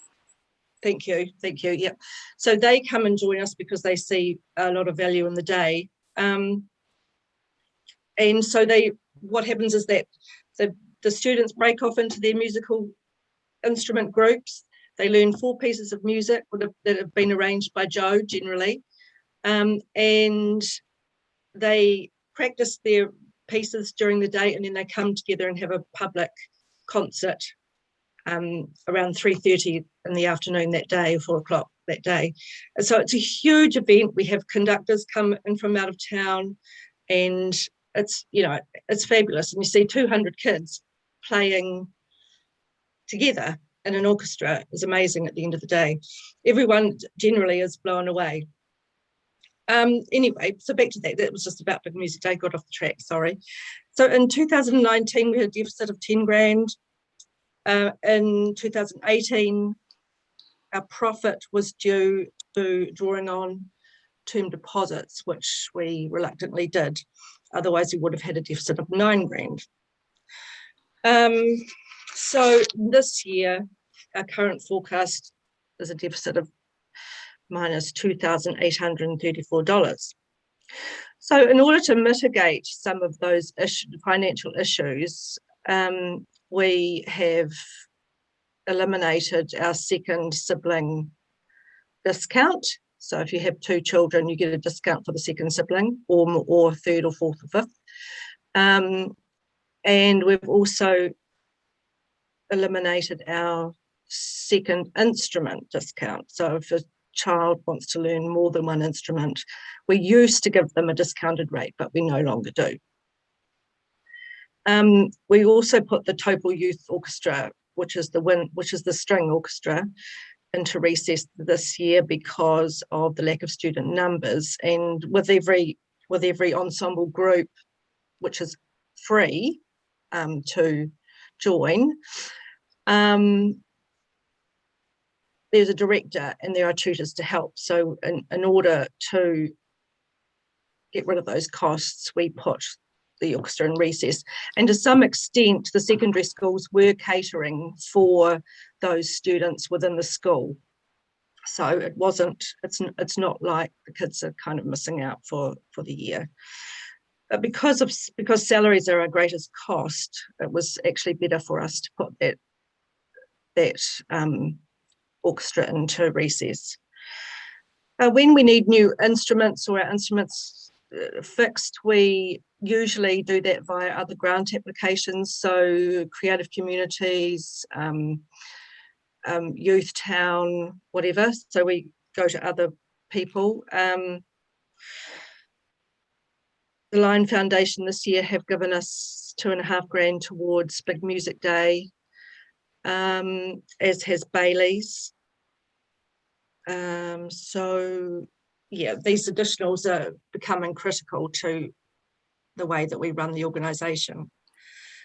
Now, the other thing is, with our partnership agreement with the council, we have to survey our parents every year, which we've recently done, and we had a couple, excuse me, one of the questions, that's all I need, one of the questions asked was that whether anyone would be willing to donate, hang on, apologies, whether anyone would be willing to donate to the School of Music. So we put that out to the families, and so yeah, but that sort of, we had a couple of positive responses. However, we're acting on that, and yeah, so we're seeking other avenues to keep the school afloat. Now, the only other thing is that if any of you would like to come to Big Music Day this year, it's on the 23rd of September.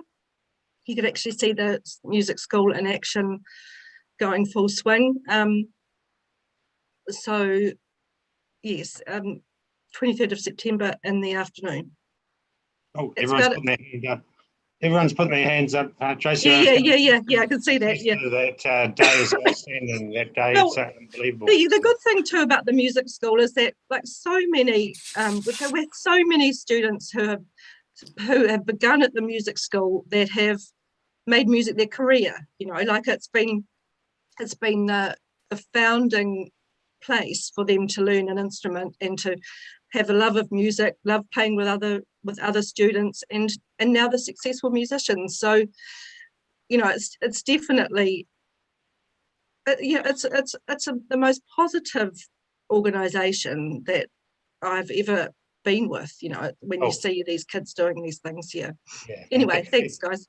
Yeah, no, thanks, Tracy, and thank you for reminding us of the purpose of it all. You know, when it's set up, it was kids that come from all sorts of backgrounds. Exactly. It gives them the ability to play at $300. Where you go to the private sector, you know, it's so much more than that. So thank you for reminding us of that, because I think it's important to say that we just don't want music to go back to being an elitist thing for the haves to be able to access. We want everybody to be able to access.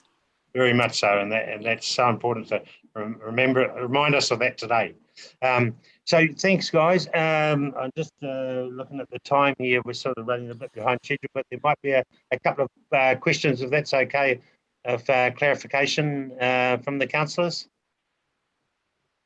No, all good. You want to give us a little ensemble before you go, or what? No, I've got a bit of this one today, but yeah. Not today, but we may invite you to our Zoom session with our children's choir on Tuesday, right, and that will be an experience in itself. It's a bit of a nightmare. Yeah, get your earplugs. Hey, thanks, ladies. Okay. Nice to see you, Sarah and Joe and Tracy. Good to see you today. Thank you. Thanks. All right. Thanks a lot. See you. Bye. Bye. Okay, next up we have Taupō Council for Social Services. Submitter number 16, Mr. Andrew Lilburn. Morning, Andrew. Kia ora koutou. Nice to see you all. Cool. You've been busy. You sure you don't want a break first? No, we've got 3-4 more to go, and then we'll have a break. Okay. So Well, I'll be brief. I don't take up a lot of your time. Thank you. Thanks for the opportunity, though. I just want to talk a little bit. I'm presuming you've read the application. I'll just talk a little bit about some of the issues. We're the Taupō Council of Social Services, but that doesn't mean that that's the only thing we're interested in. We're also really interested in having supporting community groups of whatever persuasion you might have, and we do get frequent calls from people coming in and saying, "Can you help me out with how do we sort out our governance group, or how do we set up a trust, or how do we apply for funding," that sort of thing. So I'm constantly supporting other than social services, and that's been going on for a number of years now.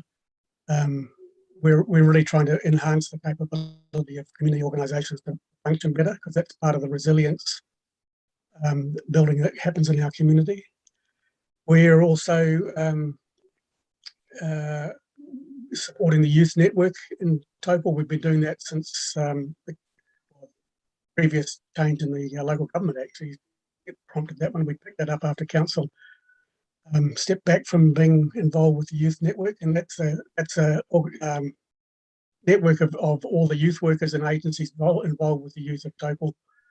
And we've been going from strength to strength in the last 18 months, largely because of we've been pushed together more because of our COVID scenario and the difficulty we've been having to deal with some of the issues with the young people. And it was interesting hearing Galen talk about youth staying in their rooms for the last 18 months. Well, that's certainly a real factor that people are having to deal with. And the youth network is collaborating together pretty well actually now in terms of working together on some of these issues.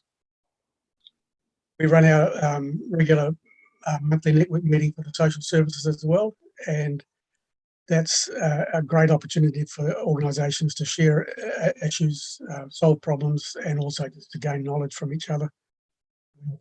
Speakers coming in for that as well, with best practice. We're just launching a new project now, which is a volunteer hub for Taupō. This has come about because we've been approached over a number of times now over the last 18 months about challenges with volunteering in Taupō. And obviously, you guys will all know that volunteering is a critical backbone to how any community works, but particularly our town of Taupō and the district is strongly supported by volunteering. And the current system is that the volunteer whakaaro group who are based in Hamilton, they come down from time to time to help support volunteering.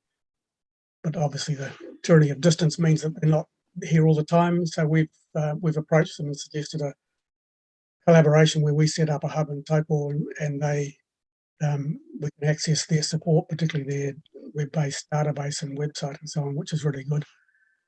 We want to be able to do that to really boost the ability for people who want to volunteer to connect with groups that need them, and also with groups being able to easily access volunteers when they need them. So that's a new project. We're just getting underway at the moment. We hope to be launched by the end of September. We've been mildly held up by the COVID lockdown, but we're not too far off track on that. We're also very interested in social housing, and I know Council have now committed to employing somebody with to help work with a housing strategy for the district, and that's something that TCOS and its steering group of housing people have been pushing for the last 2 or 3 years, is to get much more housing, community housing in Taupō. That's one of our other key areas of focus at the moment. I don't want to take up too much more of your time. I'm aware that we're running well behind schedule, so I'll leave it at that and just answer any questions you might have. Okay, thanks, thanks, Andrew. Appreciate that. We've got your full submission here. So, any questions of Andrew? No, all pretty straightforward. Thank you so much, Andrew, and most welcome to stay on. And we'll be deliberating at some stage. So, yeah, appreciate the work that you do and the application here today. So yeah, very good. Thanks very much, Tim. Cheers. Thank you. Right, next up we have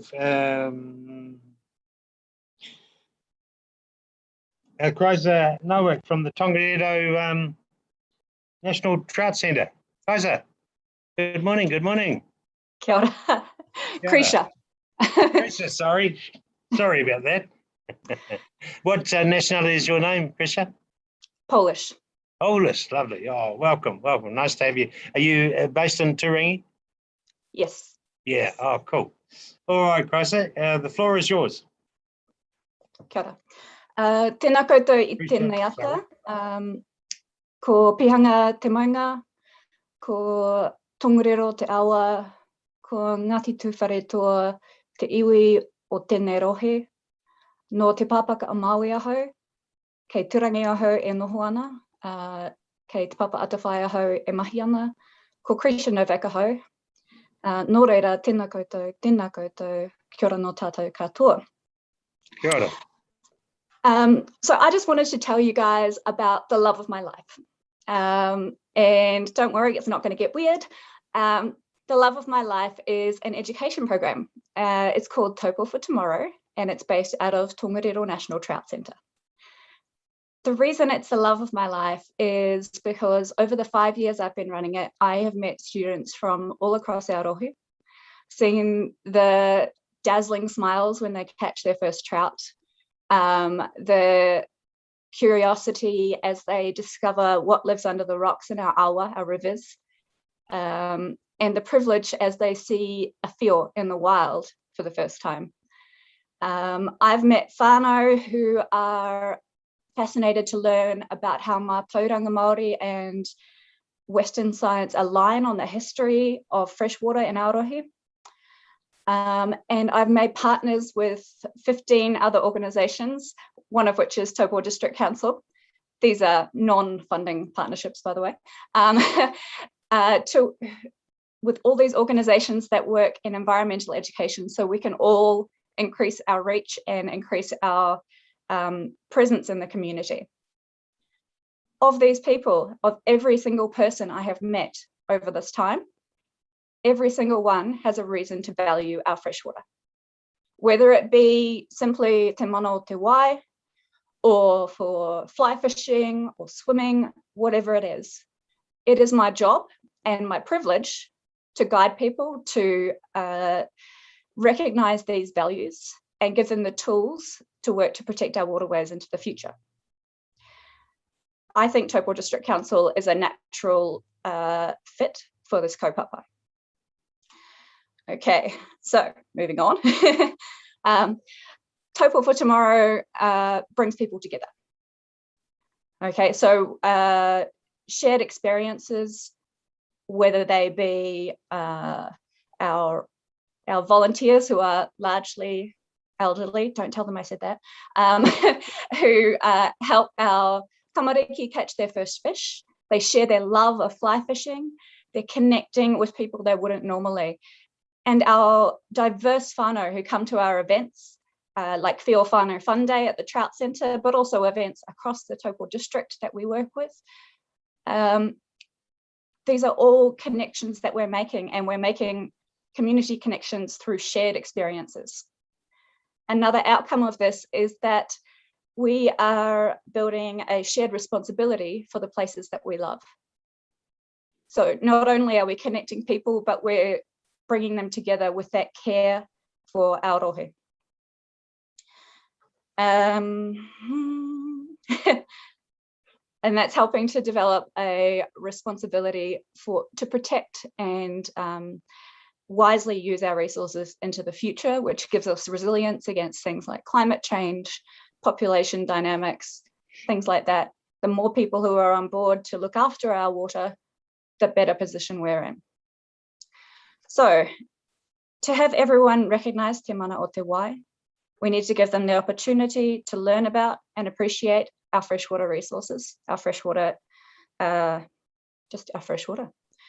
Taupo for tomorrow, I totally forgot about my slides.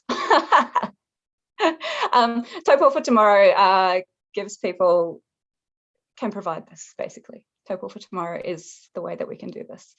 And once again, I think that Taupō District Council is a natural partner to this. And I hope you agree. And now that I've remembered my slides, I'll just quickly show you a couple of photos. It's only a couple, so don't worry. Thanks, Krisha.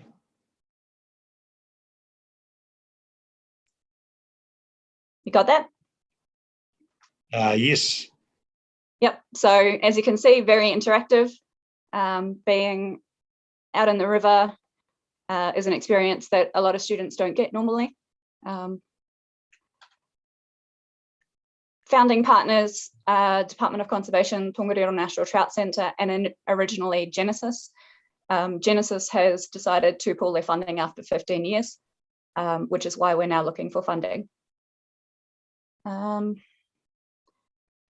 the last 5 years, we've seen around 10,000 people, more than 60 schools. We've been involved in more than 30 community events, and as I said, 15 partners in the community.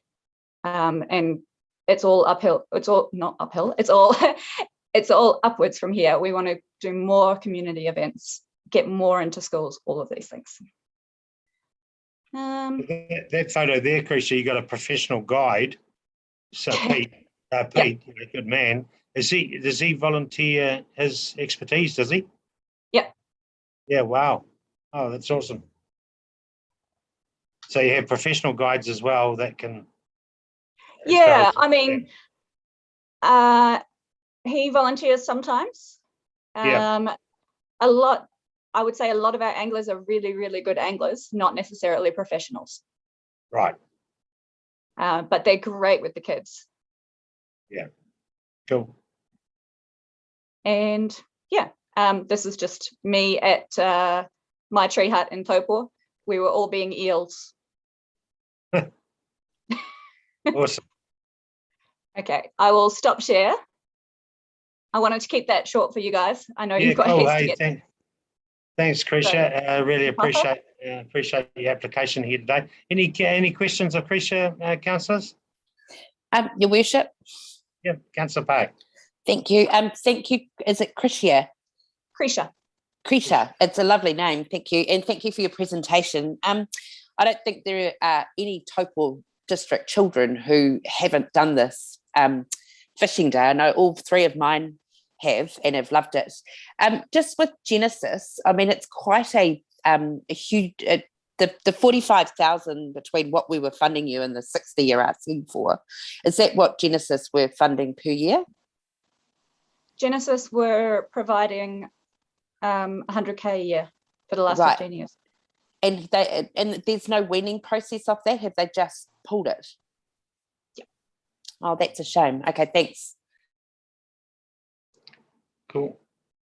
Anyone else? Councillor Williamson. Yeah, thanks, Chris. Thank you for that presentation. Like Anna said, I think three of my kids, most kids in the district around New Zealand have been there, so it's a great place to visit for young people, to part of the environment, look at and those hatcheries. So, but just my questions are, obviously you're applying for a Bay Trust Fund. You haven't heard obviously yet, but have you applied for Ministry of Education in the past? Not in the past. So because we had that 100% funding from Genesis, aside from the support of our partners, DOC and the Trout Centre Society, we didn't need to. So it seemed like it would be selfish to try and dip into that fund as well. Now, the Learning Experience Outside the Classroom Fund is definitely on my list. They've been putting it off month by month so far this year, opening it up. So I'm checking on it daily.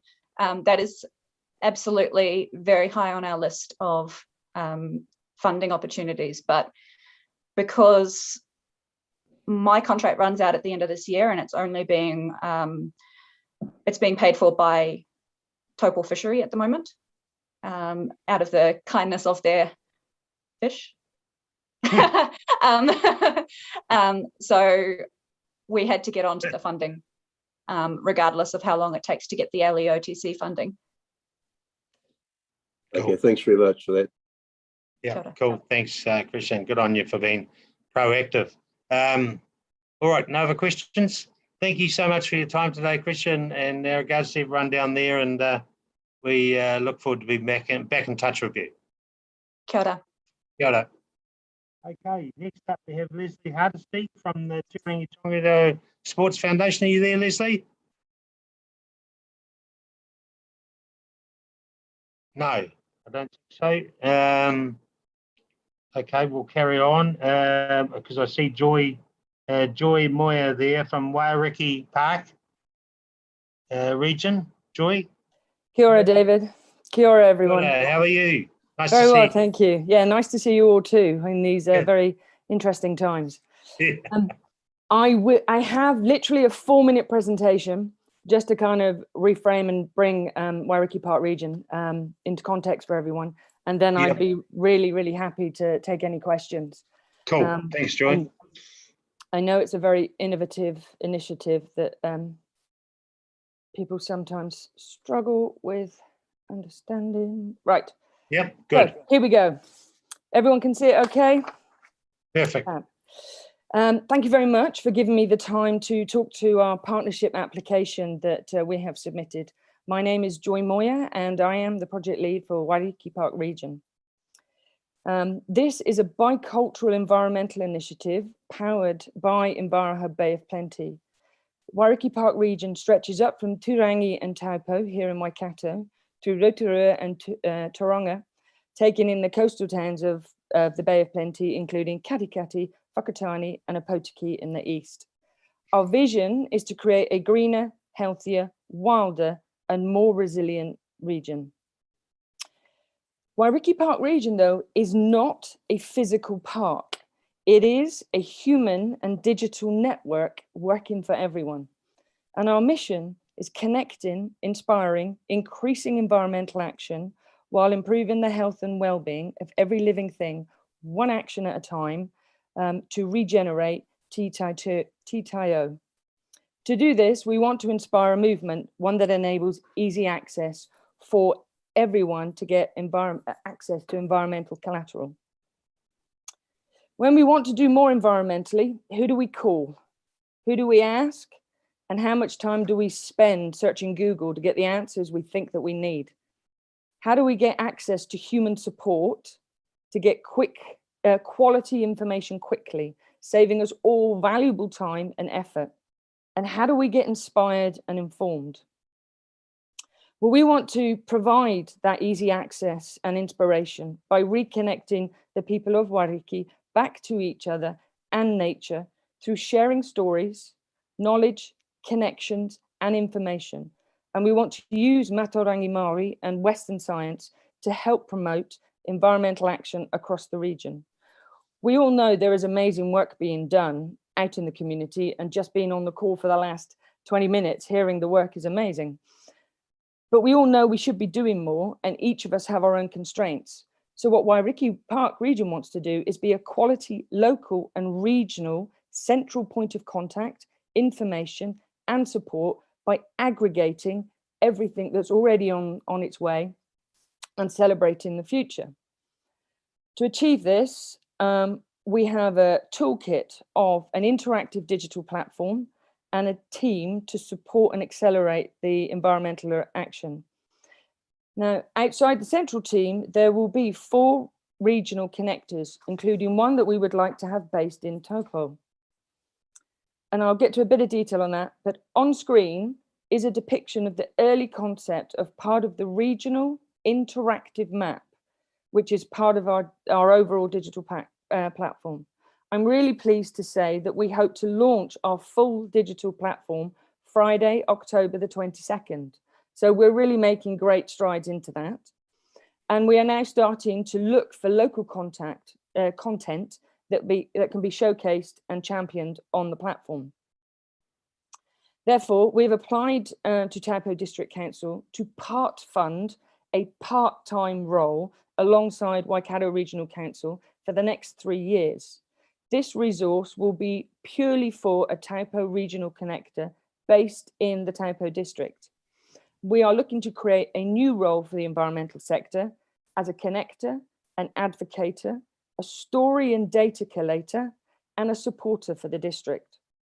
We see this person sitting between the various organisations and public, acting as a professional collaborator to help free up the valuable resource so others can just concentrate on their core environmental work. The regional connector will also be a conduit between Taupō and the wider region, supporting new collaborations and partnerships, enabling speedier transfer of knowledge and action. And we also see this as a person, as a convener of conversations who can sit objectively, locally, and help find pathways to accelerate action for the whole community, including iwi, where appropriate and good relationships have been established. And the regional connector will always champion environmental and sustainable best practice, whether climate change related, biodiversity, water, waste, transport, energy, food, etc.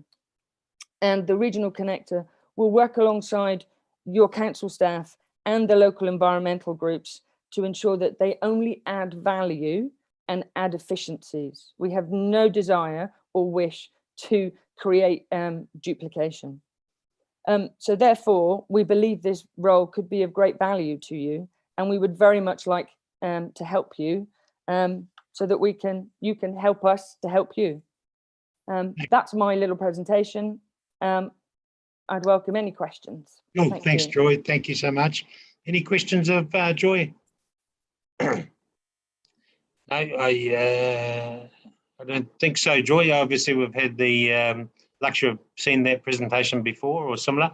So we're starting to get our head around this, subject now. So we'll certainly deliberate and see how we go, and come back to you if that's okay. Okay, lovely. Yeah. Thank you very much for the time. Lovely. Thanks very much, Joy. Catch you later. See you. Bye. Bye-bye. Okay, next up we have number 20, Glenn Willer. Are you there, Glenn? Good morning, Mayor David. Oh, good morning from the Waikato River Trails. Nice to see you, Glenn. I can't see you. Oh, there you are. Oh, you got Kathy. Oh, that's not Kathy. No, it's Glenn. She's lent me her laptop this morning. Mine doesn't have a camera. You're a lucky boy. Okay, the floor is yours, Glenn. Nice to see you again anyway, by the way. And good morning. Thank you. And good morning to councillors and staff too. I'd just like to start by thanking council for your support in the past. I'd really like to acknowledge that. 3 things. I'll give you an update on what we've been up to, and then I'll talk about some of the support we have, and then I'll look to the future and what our plans are. To the year ending 30th of June, we've had 66,600 people using the trail, 47% walkers, 53% cyclists. Mangakino, we've got a counter just past the golf course, counting 27,234 people. Thanks to some support from council, we've just recently opened 4 kilometres of new trail directly north of Mangakino, which is fantastic because we were sending people up Lake Road and down Waipapa Road until we opened this spectacular new trail. So we've got trail heading both north and south of Mangakino village off-road, which is fantastic. So thank you for your support with that. The trail's been open for 10 years now, so we're finding that it's time to start doing some resurfacing because of the amount of traffic and wear and tear. So we've resurfaced most of the trail between Whakamaru and Mangakino in the last 15 months. We are a proud environmental custodian, so we've planted 130,000 trees along the Waikato River from Atiamuri to Lake Karapiro in the last 10 years, including 12,000 in the winter that we're in at the moment. And all of those trees, native trees, have been planted by volunteers. So we're really well connected into the the business and school community. Events continue to come through the trail. Tua Aotearoa comes down through Mangakino and then heads off to the Timber Trail. Kapiko coast to coast goes west-east, again through Whakamaru. The Taniwha will be in its 10th year on the 30th of November this year, and our trust has been running the Summer Sizzler event based in Mangakino, and this will be our 4th year coming up on the 8th of January next year. I'd also like to let you know that Tina Jakes has been appointed as a trustee on our trust and has just joined us. So that's fantastic to have someone of her quality in a governance role with us. Now, we do have strong support. So our supporters include our principal sponsor, South Waikato District Council. Mercury continue to be our corporate sponsor. The Waikato River Authority enable our environmental work. Waikato Catchment Ecological Enhancement Trust. And of course, we're a proud Great Ride. So New Zealand Cycle Trails and the Ministry of Business and Innovation and Employment in particular provide the capital we need, or a large proportion of the capital we need for projects and improvements. So what council's funding enables us to do is to operate. We then get specific funding for projects within the project. So I'd like to talk about what our future plans are. So we've been working with Rowan and Pete from Bike Taupō around some plans to extend the trail south from Atiamuri Village in the first instance to Owakuri, but we're also actively looking at whether we can get to Oroaki Karako. And it's really nice to work with people of the quality of Pete and Rowan, alongside Waka Kotahi and the Ministry of Business, Innovation and Employment to start planning for delivering that. We'd also, some of you may be aware, our trail that heads north of Mangakino heads through Hancock Forest to the Waipapa Dam. What we're finding increasingly as the trees mature in that big forestry block is that when it's harvesting time, we get excluded. So we're actively working on a plan to take the trail down by the lake so that we can mitigate permanently that issue and connect people more with the river. So we've got a plan this year to do an extensive scoping and design process to build or understand the costs associated with building new trail at Lake Waipapa.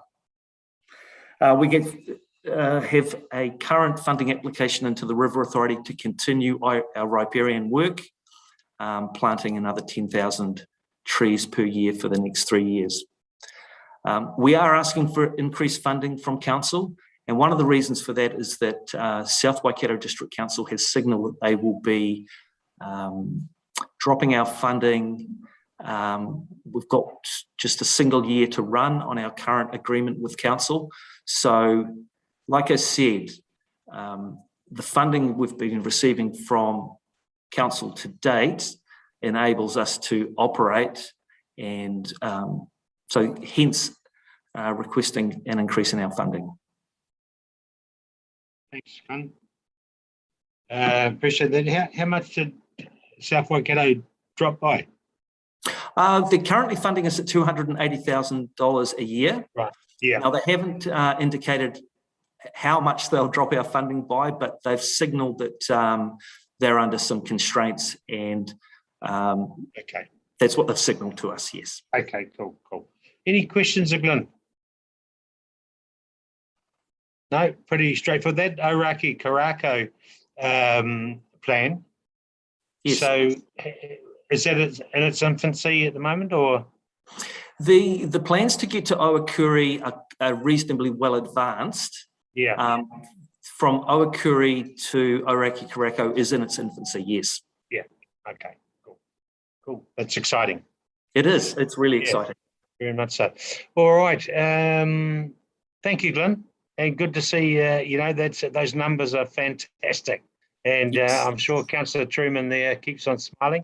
No, there she is. That has been an absolute game changer for the wonderful settlement out there. So yeah, appreciate all the work that you guys have been doing, and look forward to obviously 10 years has gone just like that, isn't it? I know. Yeah. So maintenance will be required certainly shortly. That's for sure. So we will look at this application and come back to you if that's okay. Thank you very much. Just one question, Your Worship. Just one question. Thanks, Glenn. Obviously, you mentioned, Glenn. Thanks for your presentation. You mentioned your collaboration with Bike Taupo. Was that based on that collaboration in kind, or was there any sort of funding benefits either way, or is that just a collaboration? I think it's more bringing our experience together. So there's no financial transactions.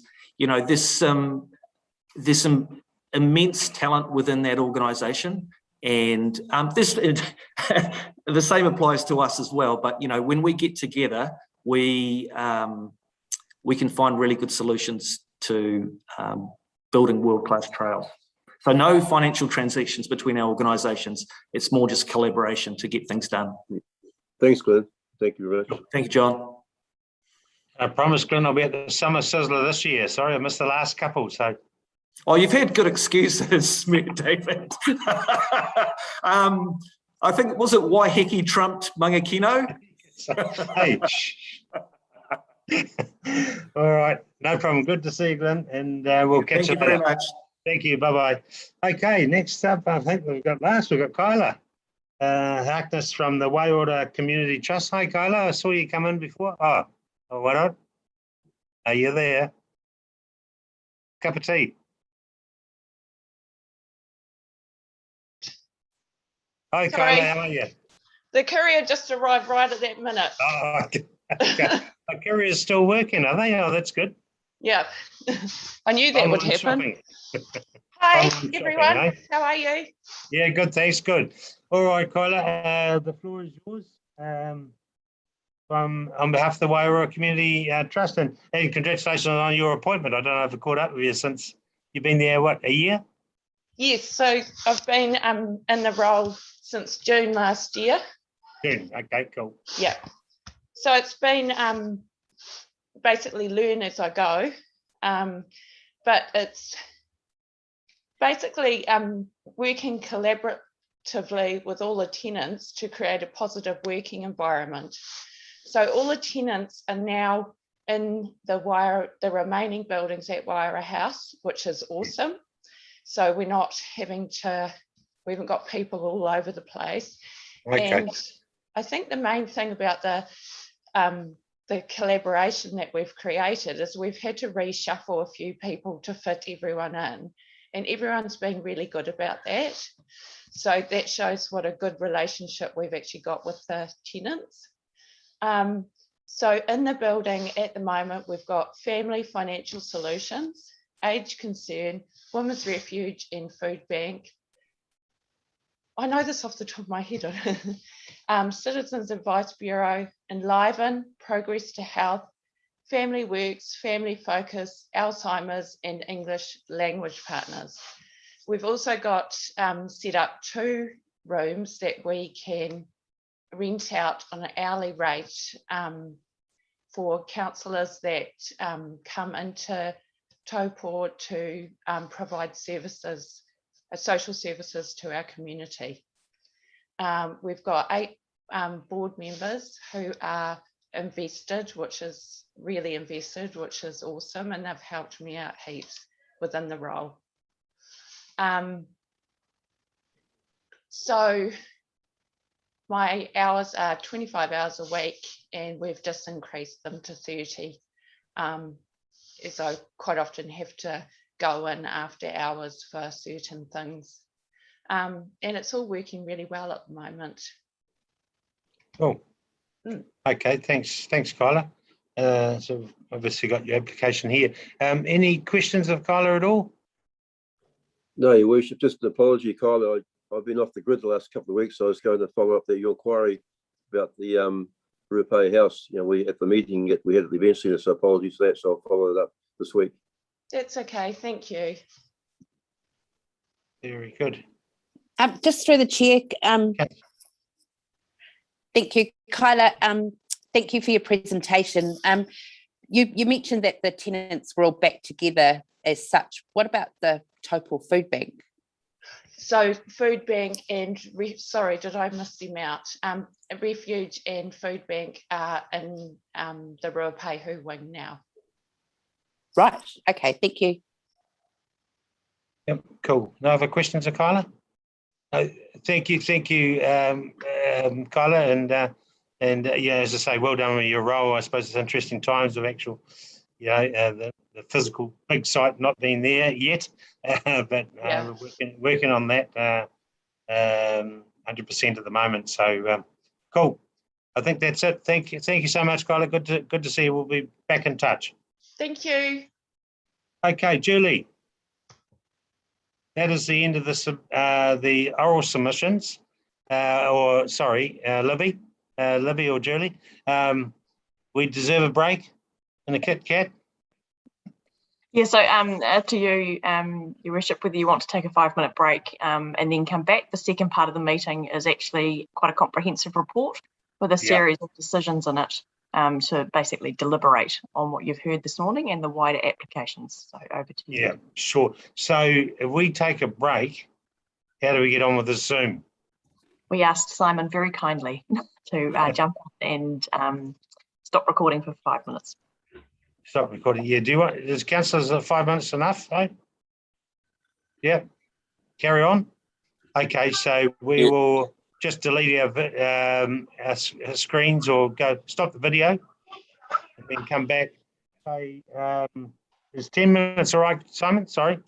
Yep. That's fine, Your Worship. I can stop the live stream for 10 minutes and then we can jump back into it when you're ready. Yeah. What's that? What's that midday? How's midday sound? Yep. Can I just ask a question through you, Your Worship? Yep, sure. Libby or Julie, I wanted to ask, I've got some questions of staff, around, with KCA, around a new track build, whether there's development contributions or, different questions like that. Will we have some staff on board, and I'm not saying that you don't know the answers, that might be able to help with that? I don't know the nature of your questions. I can try, or perhaps during the break I can give you a call and we can perhaps work out who we might need to get some support on. Oh yeah, it's just around some technicalities around instead of just are there other ways to collaborate with these groups to assist them in their projects, and with Kinloch and the growth out there, if this a new project, like is there development contributions available for works as opposed to a community grant? I don't know, I'm just trying to think outside the square for some of them. Cool. All right, so we'll be back at midday. Raylene, you still all okay there? Yeah, I'm good, thanks. Okay, great. All right, well, so just stop the videos until, and we'll come back on at midday. Thank you.